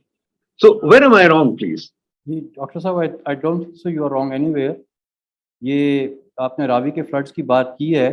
1992 تک راوی میں بہت پانی آتا تھا. اس کے بعد میں 2000 کے بعد جو ہے اس میں پانی آنا بالکل بند ہو گیا, کیونکہ وہ انڈیا کو جو ہم نے ڈیم بنانے کا کہا تھا نا 1960 میں, وہ انہوں نے 1990 سے شروع کر کے 2002 تک کمپلیٹ کر لیا تھا. اس کے بعد سے راوی بند ہو گیا. تو thanks to Indus water treaty اب لاہور میں اس طرح کا فلڈ نہیں آتا, اور اب راوی میں صرف گاندھی گند ہوتا ہے. ایک تو یہ چیز ہے. دوسرا یہ کہ جو فلڈس کی فریکوینسی کی آپ نے بات کی ہے, it is a very interesting and a very technical question.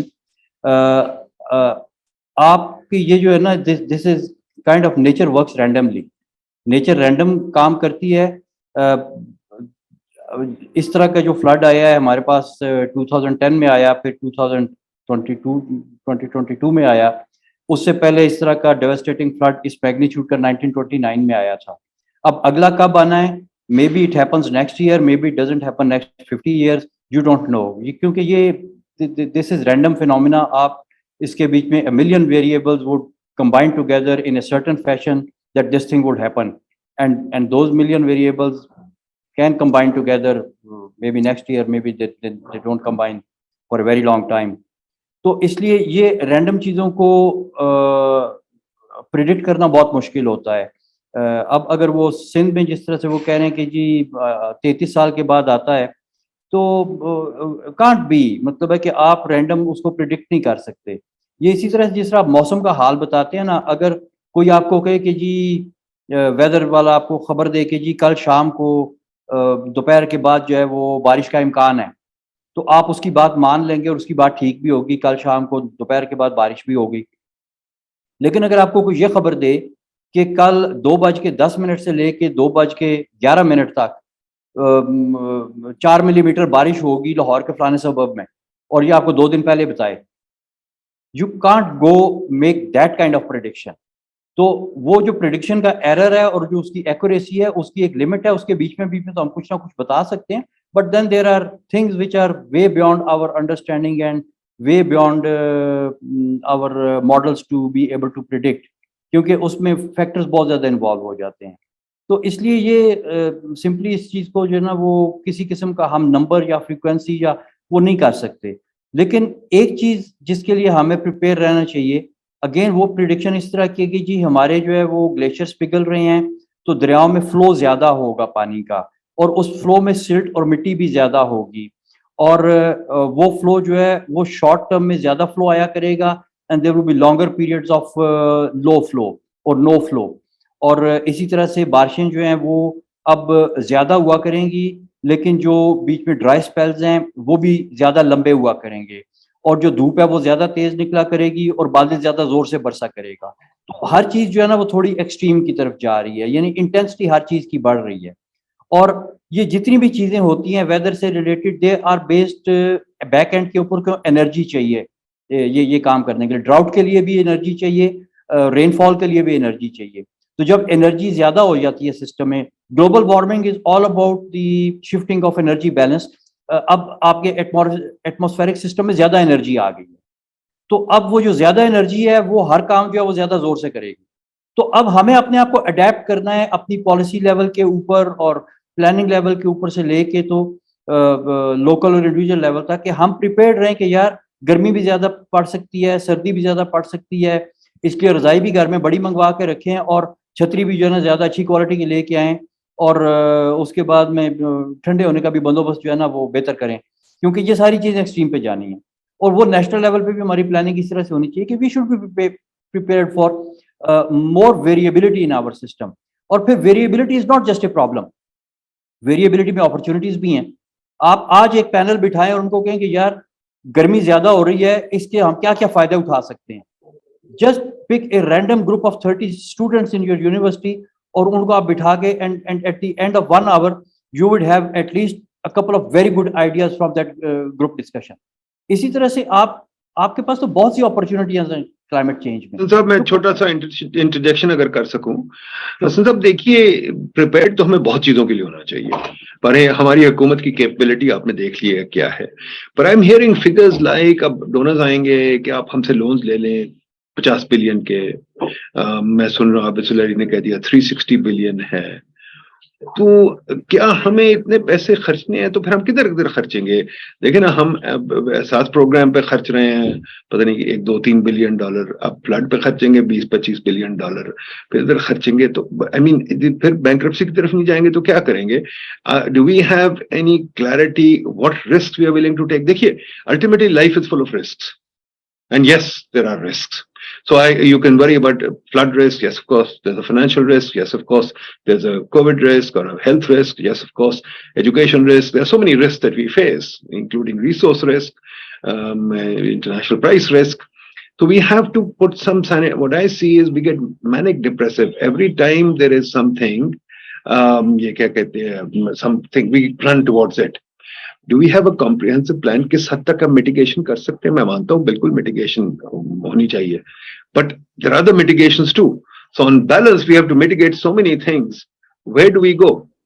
Ji, If I may continue with what Hassan was saying, I don't agree with him 100% on what we can expect. There is a fundamental shift in terms of the kind of climate that we are facing. We have to accept that. So these are not normal cycles. Yes, we have always known how to live with floods, and we have unlearned that. We have shoved it aside. We need to bring it back into focus. Look at how we have dealt with them before, because the floods are going to continue. The IPCC reports have told us what we are going through. Everything is happening very fast now. Yes, what makes rain and floods happen? You know, that much I agree with Hassan, that yes, there are a number of global factors. You know, that there's a La Nina effect, there's the El Nino effect. You know, we have ocean currents. There are changes happening in the larger atmosphere, but there are some things what made these floods different. And we must keep that in mind. So it wasn't just fluvial floods coming down the rivers. These were pluvial floods. It was because of rain.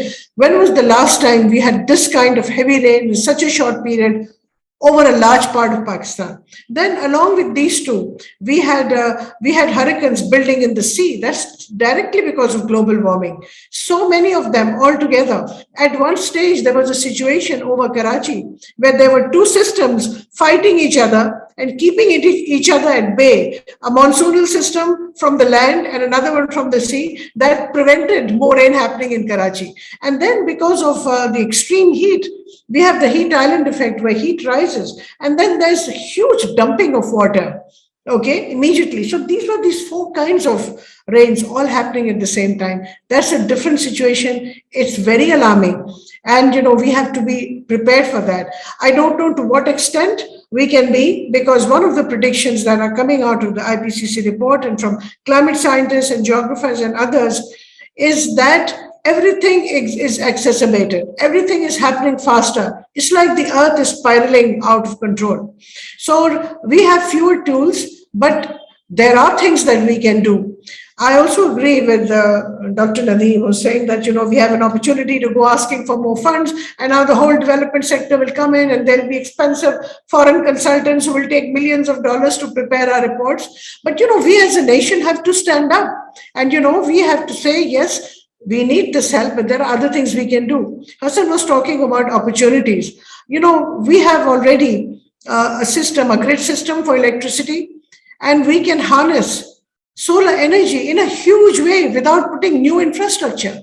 But what is happening now? We are putting those up, and then we are told that we have to pay penalties, and then there are huge taxes. This is not the way to promote something that would be helpful in the long run. So therefore, instead of making just disconnected decisions at different levels in the government, there needs to be, as I said earlier, the right kind of people brought together at a forum which who can seriously come up with steps we need to do now in the medium term and for longer term.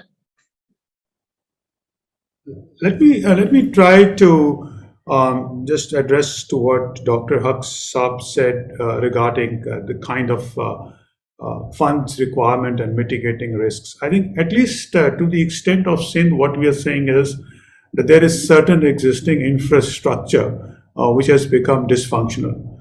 There are at least three types of infrastructure that is existing for taking the water out to sea. One is the man-made, which is LBOD and RBOD. The other is the natural dhoras or the waterways that we have that have been existing in the past. And number three is the certain system within the irrigation system, which are the escapes. What we are at least saying is that there is no answer to the extreme events, especially to what Pakistan is facing. But what we are also saying that, for example, in 2010 and 11, what we witnessed, we never learned the lesson, and we never at least were able to keep them functional or augmented them. So let me just end it by giving an example of RBOD. RBOD should have started from the sea and should have been taken up.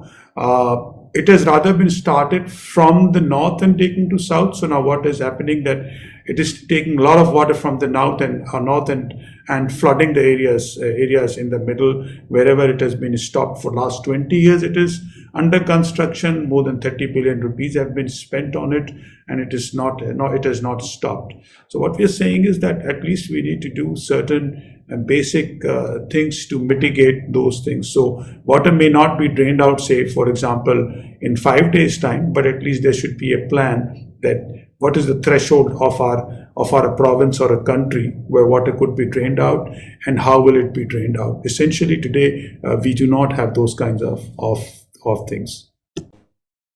ये राज अब राज नहीं, सब अहले गुलस्तां जां गए, हर शाख पे उल्लू बैठा है, अंजामे गुलस्तां क्या होगा। अंजमे ताइशे बामी के तमाम मेंबरों को आपके भाई की तरफ से सलाम। टॉपिक था पोस्ट फ्लड रिहैबिलिटेशन। इस हवाले से सबसे जो अहम चीज है वो है जो डिसीजन मेकर और पॉलिसी मेकर की mind tuning. In a country जहां पे करप्ट पॉलिटिशियन और ब्यूरोक्रेट और इनकम्पिटेंट पॉलिटिशियन और ब्यूरोक्रेट बैठे हों, इस लेवल के फ्लड का आ जाना और मिसमैनेज हो जाना क्वाइट अंडरस्टैंडेबल है। अच्छा, जितनी डिस्कशन हुई है that was without any supporting proper professional data. अच्छा, जो ग्लेशियर की मेल्टिंग का जिक्र हुआ है, ये काम को 1.5 महीना पहले हुआ था।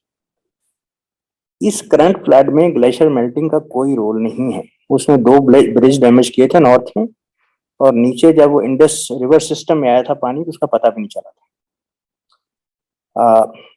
वो कॉजवे जो वडेरों ने सिंध में नेचुरल कॉजवे को ब्लॉक करके अपनी जमीनें आबाद की हैं, انہوں نے بہت ڈیمیج کیا.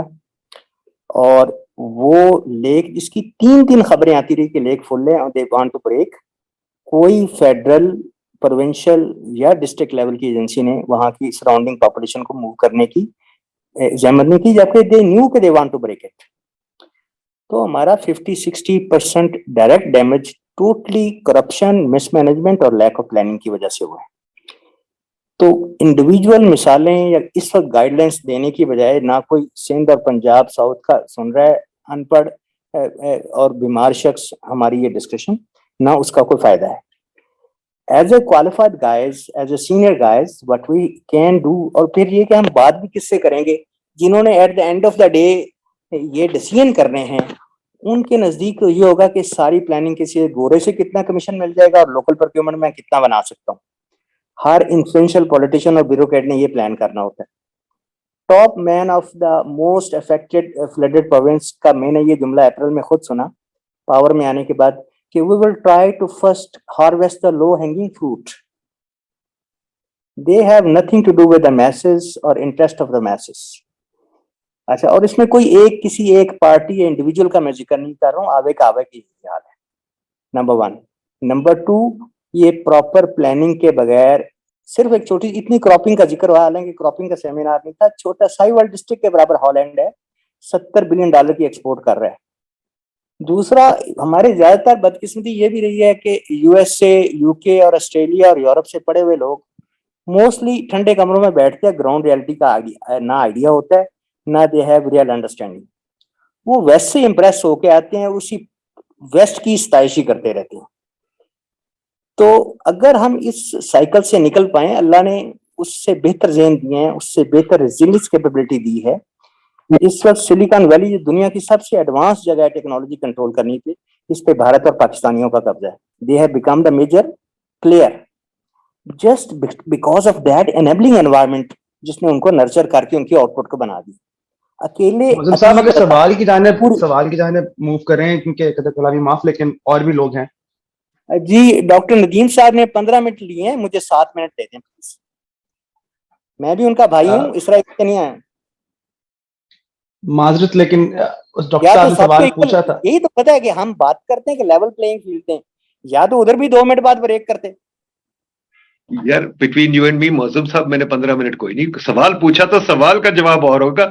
میں نے تو 15 منٹ تقریر نہیں کی تھی. سر وہی سوال کے اسپیکٹس ہی ہیں نا, یہ انڈائریکٹ سوال ہے. سوال یہ کہ کیا ہمیں پلان زیادہ کرنا چاہیے. سوال جلدی پوچھ لینا, سوال پوچھنے کی تقریر تو نہیں نہ ہوتی. جیسے میں نے سوال کیا صاحب چلیں بارگین کر لیتے ہیں, آپ پہلے سوال دے دیجیے, کامنٹ بھی ایڈ کر دیجیے گا, لیکن پہلے سوال اسپیسیفائی کر لیتے ہیں.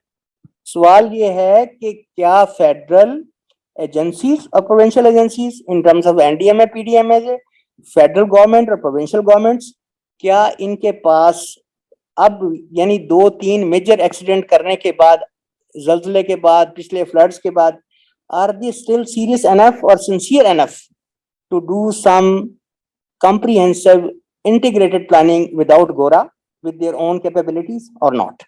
Number 1. اور نمبر 2 اسی سے لنک یہ ہے کہ اگر ہم پرانے گھروں کو جو مرز والے ہیں ان کو دوبارہ مرز میں ہی بنائیں گے اور اسی جگہ پہ بنائیں گے تو what is the benefit؟ اس کے لیے 3D پرنٹنگ ٹیکنالوجی ہمارے پاس اویلیبل ہو گئی ہے. 1 ڈے میں 1-2 کمرے کا, 1 کمرے کا, 3 کمرے کا گھر بن سکتے ہیں. This more efficient, economical with the localize material. تو اس حوالے سے بھی کیا کوئی ریہیبلیٹیشن کے بارے میں سوچ ہے پاکستان میں, اور کیا ہماری یہ گفتگو ریلیونٹ ایجنسیز تک جائے گی اور اس کا کوئی بینیفٹ ہوگا یا نہیں؟ جزاک اللہ خیر. السلام. تھینک یو سو مچ. بہترین سوال. Would anybody like to take that question? میں اس کا جواب دیتی ہوں بہت کچھ چھوٹے الفاظ میں, جو آپ نے آخری سوال کیا ہے. دیکھیے, میں نے پچھلے 30-35 سالوں میں دیکھا ہے کہ جو عام گھر بنائے جاتے ہیں وہ خواتین بناتی ہیں. میں نے بلوچستان میں دیکھا ہے, پورے سندھ میں دیکھا ہے کہ وہاں پہ وہ سب خواتین آ جاتی ہیں, وہ گانے بھی گاتی ہیں اور ایک دن میں ایک گھر بنا دیتی ہیں, 1 کمرے کا, وہیں کے جو وہاں کی جو مٹی اور جو کچھ ہے اس کو استعمال کر کے. تو یہ بات ہم اس سیمینار میں پہلے کر چکے ہیں کہ جو گھر دوبارہ بنے وہ وہیں کی جو لوکل ٹریڈیشن ہے اس کے مطابق بنے. کوشش یہ ہو کہ وہ تھوڑی سی اونچی جگہ پہ بنے, اور جو مٹی وغیرہ آئی ہوئی ہے ان سیلابوں میں انہیں کو استعمال کر کے کچھ ٹیکریاں بنا کے اس کے اوپر کر دیا جائے. تو آپ کا جو یہ آپ نے جو ایک یہ بات کہی ہے وہ اچھی بات ہے اور واقعی ہم کہتے ہیں کہ اس کو ہونا چاہیے. So I'll now move to next question. Wahid, Anjum and Meher Zaidi have their hand raised. Wahid, I'm going to unmute your mic. Okay السلام علیکم جی, تھینک یو ویری مچ, آپ نے موقع دیا. میرا سوال کم ہے اور ایک سجیشن ہے, کیونکہ یہاں پر ڈاکٹر صاحب بھی ہیں, ان کا بڑا انفلوئنس ہے ماشاء اللہ ڈیولپمنٹ فورم میں. میرا یہ خیال ہے جیسے ڈاکٹر صاحب نے ایک بات کہی اور یہ بات کسی حد تک ٹھیک ہے, میرا کسی حد تک ڈونرز کے ساتھ انٹریکشن بھی ہوتا ہے, اور ڈونرز اکثر یہ بات کرتے ہیں کہ وہ کیوں ہم پہ اپنی جو سولوشنز ہیں وہ فورس کر رہے ہوتے ہیں نا. اس کی ایک وجہ یہ ہے کہ ہمارے پاس اپنی لوکل ریسرچ اور ڈیٹا کم اویلیبل ہوتا ہے. جب وہ ہمارے پاس اچھی ریسرچ یا وہ بے شک صحیح نہ بھی ہو تو ہم انہیں ماننے پہ مجبور ہو جاتے ہیں, کیونکہ ہمارے پاس اپنی ریسرچ اور ڈیٹا جو ہے نا وہ ڈس انٹیگریٹڈ تو ہوتا ہے لیکن ہمیں کسی انٹیگریٹڈ فارم پہ موجود نہیں ہے. ابھی ہمارے پاس میرا خیال ہے یہ ایک اپرچونٹی ہے کہ جتنے بھی ڈیولپمنٹ پروفیشنلز ہیں یہ سارے مل کے ڈاکٹر صاحب اس کو لیڈ کر سکتے ہیں. آپ سب کا ایک فورم بنائیں, جتنی بھی یونیورسٹیز ہیں اس میں لے آئیں ان کو, اور سارے مل کے اس سارے کے اوپر بے شک جتنی بھی ریسرچ مختلف جگہ پہ ہو چکی ہوئی ہے, مختلف جیسے میں نے ذکر کیا کہ گورنمنٹ نے فلڈ پروٹیکشن پلان بنائے ہوئے ہیں, ابھی لیٹسٹ بھی بنا ہوا ہے جو ہمارا ابھی 1 سال پہلے بنا تھا نیشنل فلڈ پروٹیکشن پلان, اس کو دیکھیں. اس کے مطابق جتنی ریسرچ ہو چکی ہے ڈفرینٹ جگہ کے اوپر پاکستان میں, اس کو ایک جگہ پہ اکٹھا کریں اور پھر پوسٹ ریہیبلیٹیشن کے لیے ایک فورم کے اوپر مختلف تجاویز کو ایک کنکریٹ شکل دیں اور پھر گورنمنٹ سے بات کریں تاکہ وہ چیزیں امپلیمنٹیشن بھی ہوں. جیسے سندھ میں ابھی اس فورم پہ بھی بات ہوئی, سندھ میں سب سے بڑا پرابلم اور سولوشن جو ہے وہ ڈرینیج ہی ہے. ٹھیک ہے, سندھ میں فلڈ سے زیادہ فلڈ جو ہے وہ ڈرینیج کی سولوشن نہ ہونے کی وجہ سے کاز ہوا, سب جانتے ہیں, اور اس کے ریزن کیا ہیں. یہ ساری چیزیں جو ہے نا ہم کسی ایک فورم پہ اکٹھی کریں اور پھر گورنمنٹ کے پاس لے کے جائیں تاکہ وہ تمام ڈیولپمنٹ پروفیشنل جو ہیں ان کو بھی موقع ملے اور پھر ڈونر سے بات کرنے پہ بھی ہمارے لیے کوئی ریلیکسیشن ہو. ڈیفینیٹلی فنڈنگ کا ایشو ہوگا اور فنڈنگ ہمیں ڈونر سے ہی مل سکتی ہے. وحید صاحب سوری آپ کے میں بات کاٹ رہی ہوں, ضروری نہیں ہے کہ ڈونر سے فنڈنگ لی جائے. ہم لوگوں نے جو سٹیزنز واٹر پالیسی بنائی تھی اس پہ کوئی ڈونر فنڈنگ نہیں تھی, اور ہم لوگ جو اس پہ بیٹھے تھے ہم نے اپنی جیب سے پیسے ڈالے تھے, اور جو گورنمنٹ نے بعد میں بنائی ہے 2018 کی پالیسی آپ دیکھ لیں خود. تو یہاں پہ اگر فورم بن سکتا ہے تو ٹھیک ہے, پائڈ آگے بڑھے. بسم اللہ. زبردست. Meher Zaidi, if you can unmute yourself and ask your question. Hopefully you have a question to ask. I have very specific questions. Thank you for giving me the opportunity. اور اگر سیمی کمال اس کا جواب دیں, سندھ کے D watering plan specifically کچھ ہے government کا؟ اور دوسرا یہ کوشچن ہے اسپیسیفک, یہ بھی ہیلتھ سے ریلیٹڈ ہے, جو یہ ویکٹر بون ڈیزیز ہیں جس میں ڈینگی اور ملیریا, اس کی فیومیگیشن کا کوئی پلان ہے سندھ گورنمنٹ کے پاس؟ یہ 2 اسپیسیفک کوشچنز ہیں. Thank you. اوکے, شکریہ آپ کا مہر. میں گورنمنٹ آفیسر میں تو کام نہیں کرتی, لیکن جو کچھ میرا ان سے تھوڑا تعلق رہتا ہے, تو جو آپ کا دوسرے سوال کا میں پہلے جواب دیتی ہوں کہ وہ کہیں پہ تو اسپرے ہو رہا ہے, جو میں نے دیکھا ہے, میں نے بھی اخباروں میں دیکھا ہے. لیکن سندھ گورنمنٹ جو دوسری ہماری پروونشل گورنمنٹ سے فیڈرل گورنمنٹ سے اتنی مختلف نہیں ہے, ان کے پاس بھی کوئی ایسا گرینڈ پلان نہیں ہوتا, اور جس کے پاس طاقت ہوتی ہے وہ ٹیلی فون کر کے اپنے علاقے میں منگوا لیتا ہے, تو وہ چیزیں ہو جاتی ہیں. آپ نے ایک اور بات کی تھی سر, آپ دہرائیں گی جس کا آپ مجھ سے جواب چاہ رہی تھی؟ 2 سوال کیے تھے آپ نے. پہلا سوال کیا تھا ویکٹر بورن ڈیزیزز کے متعلق. ویکٹرز کا, اس کا تو میں نے ذکر کر دیا ہے. ایک اور انہوں نے پہلے سوال کیا تھا. اچھا, وہ ڈی واٹرنگ کا تھا سیمی, اگر ڈی واٹرنگ کیا ان کا اسپیسیفکلی. اچھا, اسی میں ایڈ کرتی ہوں کہ دیکھیے ہیلتھ کا تو ان کو کانٹیجنسی پلان بنانا چاہیے نا, یہ تو روٹین نہیں ہے, اور اس میں کانٹیجنسی پلان میں میرے خیال میں آپ لوگوں سے بہتر تو کوئی نہیں ہوگا ان پہ پریشر ڈالنے کے لیے. Thank you. دیکھیے سندھ گورنمنٹ نے کووڈ کو بھی اچھا ہینڈل کیا تھا, اور جہاں تک مجھے پتا ہے کہ باقی چیزوں کی بھی ڈیفینیٹلی پلاننگ تو ہو رہی ہے، لیکن جس طرح سے دوسری شعبوں میں ہوتا ہے، جیسا میں نے کہا، جس کے پاس طاقت ہے، جو اٹھا کے فون کر سکتا ہے، جو کسی سے کانٹیکٹ کر سکتا ہے، اس کو چیزیں جلدی مل جاتی ہیں۔ اسی طرح سے ڈی واٹرنگ کا دیکھیے، ڈی واٹرنگ کا کیا پلان ہو سکتا ہے؟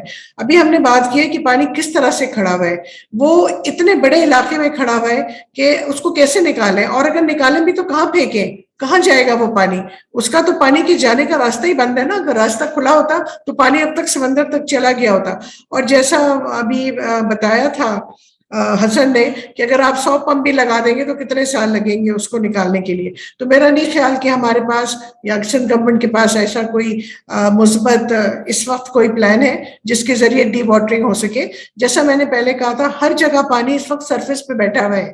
کراچی میں بھی یہی حال ہے، پورے کراچی میں یہ حال ہے، پورے سندھ میں یہ حال ہے۔ جہاں پہ پانی تھوڑا اترا ہے وہ ایویپوریشن کی وجہ سے گیا ہے، یا بہت سلو پرکولیشن ہو رہی ہے۔ سو میرا نہیں خیال کہ ایسا کوئی پلان ابھی ہے۔ محمود، آپ کو پتا ہے کوئی ہے ایسا پلان، اینی گرینڈ جی، پلان فار ڈی واٹرنگ؟ میری صرف اس میں ایک گزارش یہ ہے کہ یہ ایسا نہیں ہے، and I would very humbly disagree کہ کوئی پانی نکالنا کوئی بہت دشوار اور بہت بڑا کام ہے۔ آئی تھنک ڈسٹرکٹ وائز کافی علاقے ایسے ہیں جہاں سے پانی نکالا جا سکتا ہے، اس کا پریشر کم کیا جا سکتا ہے، اور میرے نظر میں کوئی ضلعی پلان اس طرح کا موجود نہیں ہے۔ I can give example of Tando Allahyar, جہاں سے پانی نکالا جا سکتا ہے ایٹ سرٹن پوائنٹس۔ انہوں نے جو ایک پمپنگ اسٹیشن بنائی، وہ مشکل سے 4 گھنٹے کام کرتی ہے، اور اگر وہ کام کرے تو کافی thousands of acres of land in اندر منتھ خالی ہو سکتی ہے۔ سو آئی وڈ انڈرسٹینڈ کہ ٹوٹل کوانٹم آف واٹر کے ریموول کی کس طرح سے کیلکولیشنز ہو رہی ہیں، are bit complicated, but I think water in certain areas it could be dewatered, اور ایسا بالکل نہیں ہے کہ پانی کے نکالنے کی کوئی جگہ ہی نہیں ہے۔ آئی تھنک آج تک اس کا کوئی پلان، ایسا سبسٹینشیل پلان نظر نہیں آیا ہے۔ آپ دیکھیں کہ جو بریچز اور کٹس لگائے گئے تھے وہ آج بھی لگے ہوئے ہیں، آج بھی ان چیزوں کو وہ فلڈ کر رہے ہیں۔ ان سے اگر آپ سیون سے لاڑکانہ تک چلے جائیں تو وہاں پہ آج بھی ایف پی بند کٹا ہوا ہے منچر کا، اور ادھر ادھر کا پانی سارا چاروں طرف جا رہا ہے۔ So even today as we speak that has not been plugged. تو میرا کویشچن کم سجیشن ہی ہے جو وحید نے بات کی تھی ابھی، کہ ہم نے جتنی بھی ابھی ڈسکشن کی ہے اس میں ایک ایویڈنس بیس آلٹرنیٹ سولوشن جو ہیں اس کے اوپر ریسرچ کا فقدان ہے، ڈیٹا کا فقدان ہے ہمارا اپنا لوکل ریسورس کے اندر۔ تو why not we can plan this opportunity to make a next 5-year research plan on these alternate economic solution, technical solutions and their feasibilities, etc., and make all publicly collected data available for the researchers and for the universities, because currently in Pakistan different agencies collected data, different WAPDA irrigation department, but they are not available readily available to the researchers, and I don't know what is the secrecy to protect that data, where in a current scientific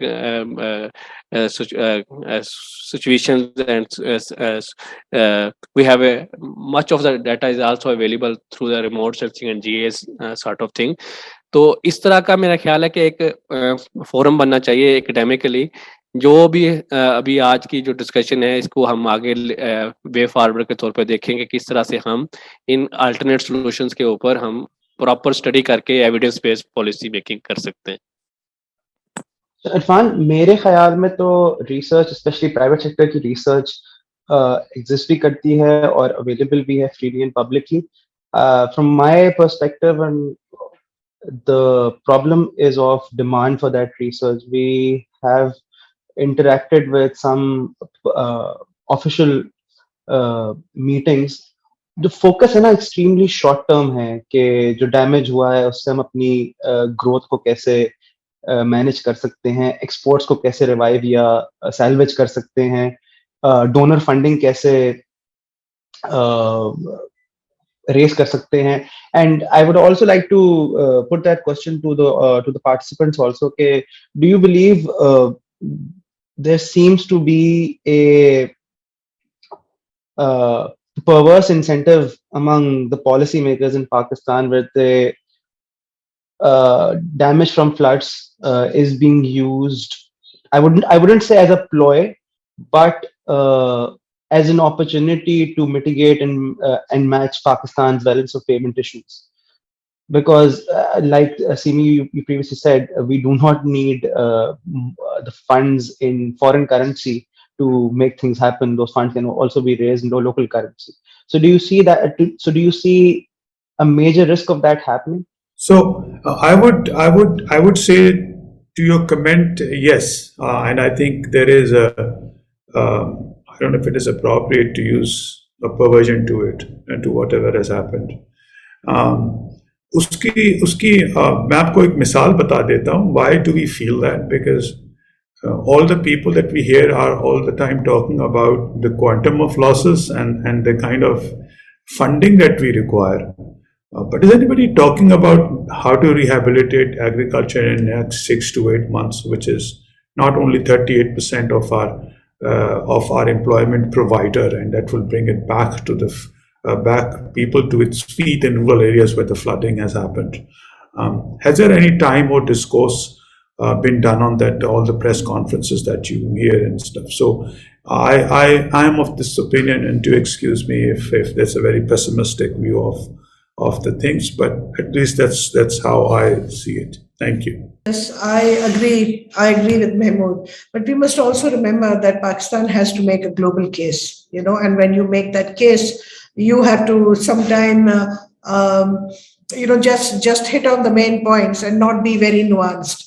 Because if you get very nuanced, then nobody's going to listen to you. So you have to make your communication in a very stark way. But while that goes on, while we make the case internationally, there has to be the concomitant thinking within at the federal level and at the provincial level. So I don't know, Mahmood, if you see that, I don't see much evidence of that happening. Now, if we want to plan for the next crops, that's not something we are going to get some foreign people to come and tell us. We got to do that ourselves. So I don't know to what extent the government and other people are already engaged. But to take forward what was said a little earlier, there is nothing to stop us, Pakistanis, from meeting in a citizen space and coming up with what we think needs to be done. Someone has to just take it forward. So if PIDE wants to do that with Hisar Foundation, here I'm offering you the floor. We already have a think tank on rational use of water. Mahmood is a part of that. We can bring them together. It won't require too much money. We've done it before without a single penny from any donor, by putting in some money from our own funds and everybody coming through. So here I'm making you an offer. If you're serious, and some of us want to give our inputs for such a plan that we can present. Certainly for the government of Sindh, we need to help them out. And the problem is that Mahmood will agree with me that sometimes we want to help them, but they don't want our help because they don't want to hear the kind of things we want to say. So let's see how far we can take this. Ji, can I say something, Adil? Ji, madam, we fully appreciate your offer, and absolutely we are with you all the way. We'll work with you. पैसे वैसे कोई नहीं हमें चाहिए, हम कर लेंगे. But the sad tragedy is that I firmly believe now that we do have an important government. Not this government, but every government. We've never been free. अभी मेरी बात हुई है किसी से EAD में, वो कहते नहीं जी हम तो आपकी बात सुन ही नहीं सकते, हम तो डोनर के साथ बहुत बिजी हैं, donors know everything and donors will do everything. So quite frankly जब मेंटालिटी ये हो कि donors know everything and you people are totally superfluous, which you are, let's face it, you only matter and when the donor recognizes you. Otherwise, quite frankly, you don't. All the secretaries, etc., are employed by donors both before and after retirement, so they have a huge incentive to just listen to donors. So the government is structurally imported, not that it's imported, one government is imported or not. Our government, no matter who, whether it's Musharraf, Zia or whatever, our governments are imported. And the civil society has no idea space at all other than to play, Man Friday to the donor. We are all just pure Man Fridays. या उनके employees लग जाते हैं या कुछ, अभी एक और मैंने यूएनडीपी के बंदे को कांटेक्ट करने की कोशिश की, मुझे जवाब आया प्लीज ईमेल डालें, मुझे रिक्वेस्ट करें मीटिंग के लिए. Can you imagine the arrogance of the donor? And this is donor Pakistani. So please ये भी रिकग्नाइज कर लें, but we'll work with you, we take up your offer fully. आप बिल्कुल दुरुस्त कह रहे हैं. हम वी लिव इन अ गोरा कॉम्प्लेक्स. मुझे तो ये भी पता है कि अगर डोनर किसी काले बंदे को भेजता है ना, तो हमारी गवर्नमेंट को वो अच्छा नहीं लगता. उनको डोनर भी गोरा ही चाहिए, ठीक है, चाहे वो बकवास करके चला जाए. लेकिन इसका मतलब ये नहीं है कि हम लोग ये काम छोड़ दें. हम लोग तो लगे रहते हैं ना. आखिर एक सिटीजन वाटर पॉलिसी बनी, बिल्कुल ठीक उसने कह रही हैं. इन्फ्लुएंस किया, तो ये हमें करना है. या तो हम उनकी बात मान लें और चुप कर जाए और इस तरह के कोई इवेंट भी ना करें. Otherwise we keep struggling. आप बिल्कुल ठीक कह रही हैं, इसीलिए हम ये कर रहे हैं. And absolutely will do it with you. But the point is कि मैं तो गोरों से उतना नहीं घबराता जितना पाकिस्तानी से घबराता हूँ. बिकॉज जो कोकोनट्स है ना, जो डोनर्स के लिए काम कर रहे हैं, they are far more arrogant than the goras. गोरा तो फिर भी हमसे मिल लेते हैं, पाकिस्तानी डोनर्स से मिलने को नहीं तैयार. Well, I'm sure we all know how to deal with them if we put our minds to it. We'll work with you under your leadership, Simi. Definitely. Wahid Anjum has the hand raised. Do you have any question, Wahid? Yes, just a small comment. कि आपने जैसे कहा, देखें, infrastructure rebuilding की जहाँ तक बात आती है, keeping in view our fiscal जो हमारे पास इस टाइम क्रंच है गवर्नमेंट के पास, डेफिनेटली हमें फॉरेन फंडिंग की जरूरत पड़ेगी इस सारे रिहेबिलिटेशन और रीबिल्डिंग के प्रोसेस के लिए, क्योंकि डैमेज इज सो ह्यूज कि हमें जब इंफ्रास्ट्रक्चर, हम ठीक है पॉलिसी मेकिंग या इस तरह की चीज़ों के लिए शायद ना पड़े, लेकिन और डॉक्टर साहब की बात से मैं एग्री करता हूं कि डॉक्टर साहब कह रहे हैं कि जैसे गवर्नमेंट के लोग डोनर को ज़्यादा सुनते हैं और हमारे लोगों को, हमारे पॉलिसी मेकर्स को या हमारे रिसर्चर्स को, डेवलपमेंट प्रोफेशनल्स को उनकी बात नहीं सुन रहे. इवन दो जैसे डॉक्टर सीमी साहबा ने ये बात की कि स्टिल हमें अपना एक मजबूत फोरम, एक थिंक टैंक, एक प्राइवेट सेक्टर के ऊपर अपना, और donor will come to you. मैं आपको क्योंकि मेरा बहुत थोड़ा इंटरेक्शन, वेरी जूनियर इस फोरम के ऊपर, मैं आप सबसे जूनियर हूँ, लेकिन मैंने ये महसूस किया है कि डोनर जो है वो अपने पैसे को लगाने के लिए अच्छी जगह पे जाता है अगर उसे ये पता चले कि अच्छी रिसर्च और अच्छा डेटा और अच्छा जो वैल्यूएबल सोल्यूशन है ना वो देने के लिए तैयार है. मतलब एडीबी में अभी बात हो रही थी कुछ अर्सा पहले, अभी जब फ्लड आया तो उसके बाद दे वर डिस्कसिंग कि जी पाकिस्तान जो है वो अभी somebody told me about it ना कि they were discussing their directors कि जी they are asking for the help, और वो कहते हैं कि हमने इनको हेल्प जो है ना इस तरह की कोशिश में करेंगे, इस तरह ही हो सकती है कि रिजिलियंट इंफ्रास्ट्रक्चर बिल्ड करने के लिए और इसकी प्रॉपर प्लानिंग के लिए. अदरवाइज जो है हम इनकी day to day fire fighting के लिए, इनकी हेल्प करने के लिए शायद इतने अच्छे तैयार नहीं हैं, उस पर वो रेडी नहीं है.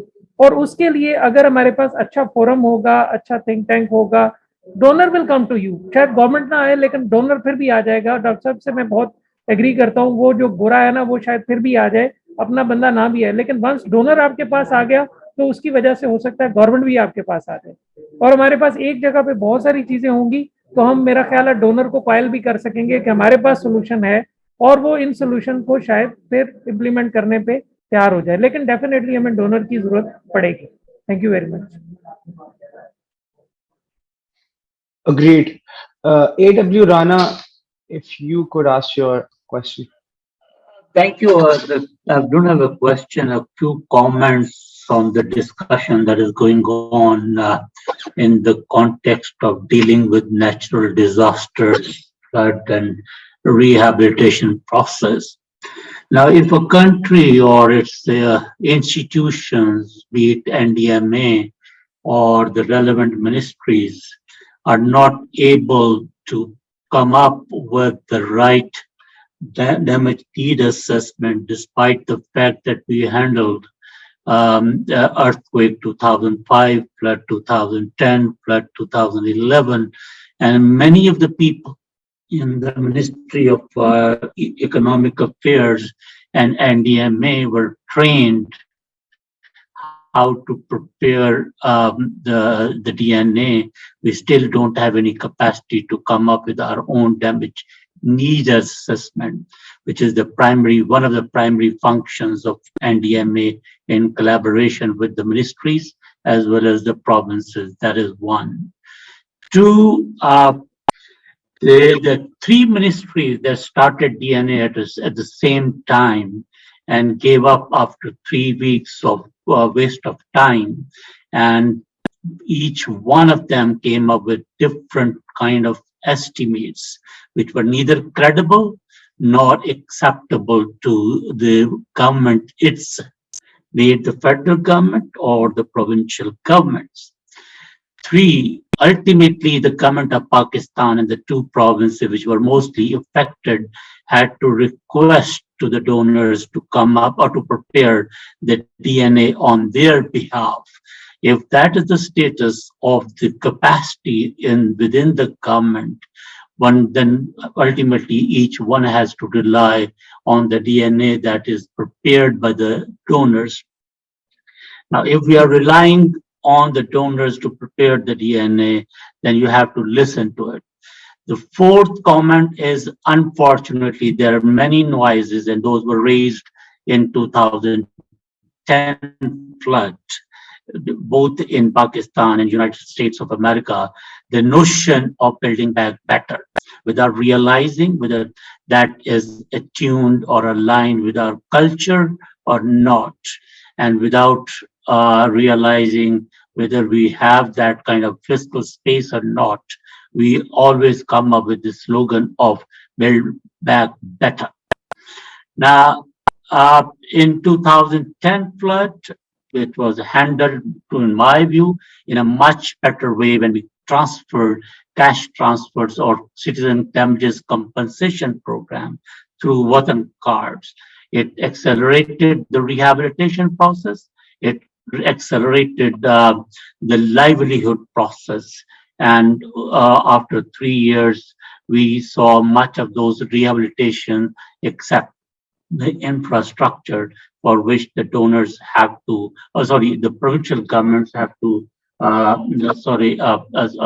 contribute and come up with their schemes.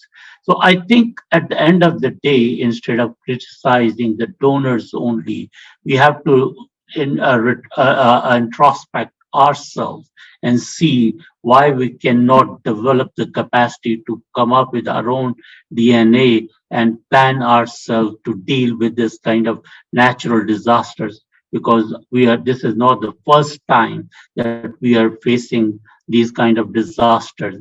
And as one of the speakers said, going forward, we are likely to see more of it. The 3 years in the previous government, the debate was where the NDRMF fund should be located. It should be in the Ministry of Planning Commission or EAD or the climate change, and ultimately the fund was suspended. And when it was restored, the first priority was to purchase the vehicles. So I think we need to sort of look inward and see how we can develop that capacity within the ministries and local think tanks. PIDE and ASAR can take lead and strengthen that capacity so that we don't look towards the donors, if at all we don't want to, but until we do or put our house in order, develop that capacity, both for the purpose of DNA, purpose of planning and execution, you will have to continue to rely on this donor support. Thank you. You know, I have worked with donors last 40 years, and there are all kinds.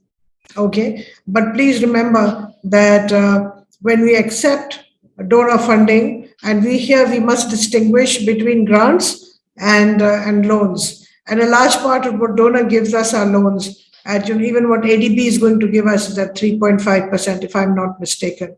So I think we should really focus on the debt swap funds, outright grants, and those are things they are due from the international community, and we should not shy away.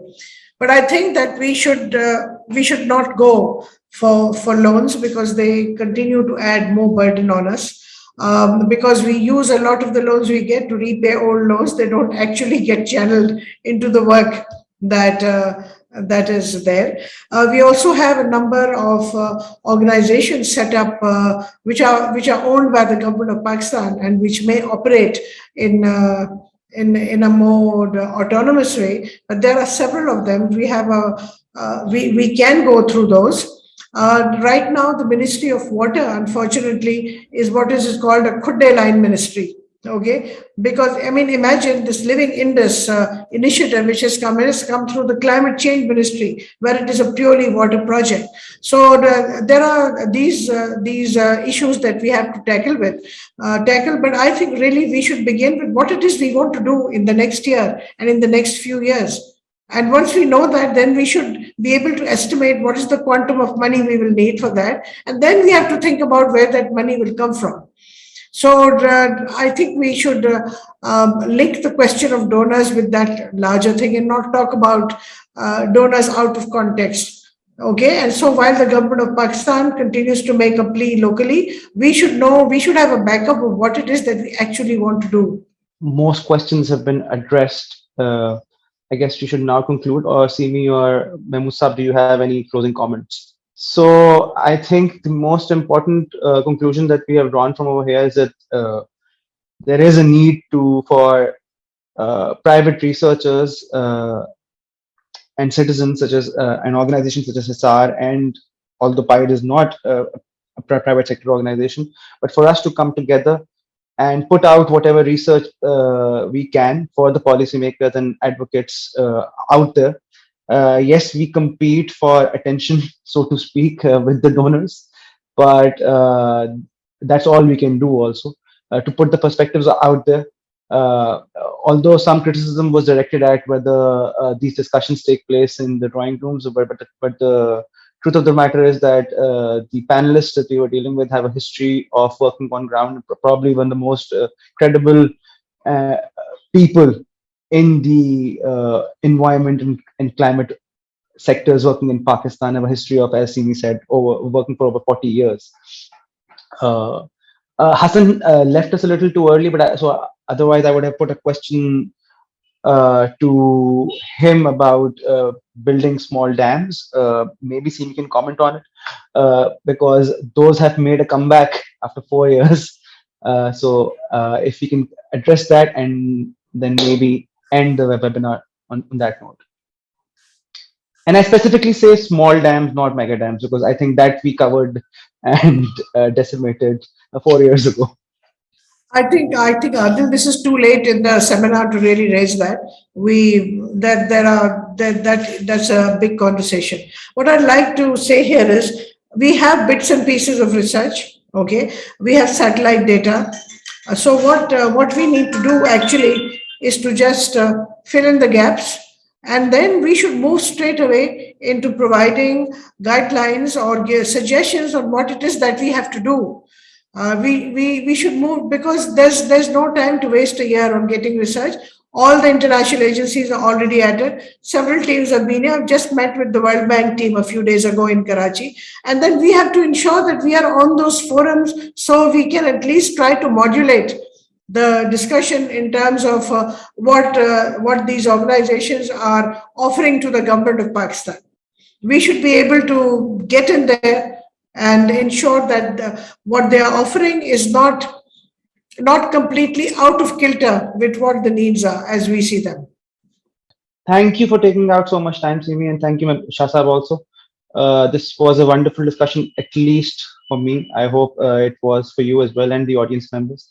It was great talking to you, and yes, PIDE and HISAR should get in touch and get things going on the collaboration front as well. Thank you.